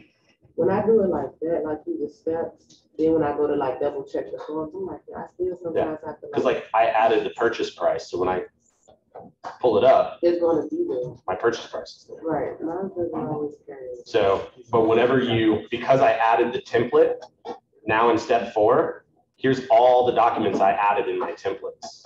It's already there for you. Otherwise, if you didn't do the template, you would have to individually add all of these documents. So we're just saving you time. It's gonna say for each single house, if I Yes. want to place it. Yep. And then you have individual transactions. Correct. Cool. Ahas, questions? Everything was aha. You want specific, now I know about showing time, that's a good thing, right? Nice, good. And you're amazing, thank you so much for this information. Awesome, well, thank you. Well, takeaways, questions, we've been doing those as we go along.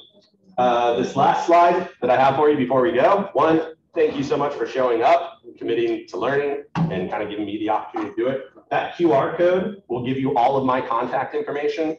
Actually, it's another great free tool you can use. It's an app called Blink, B-L-I-N-Q. If you download it, it's a online business card, and you can give people a QR code to scan, and they can save it in their phone.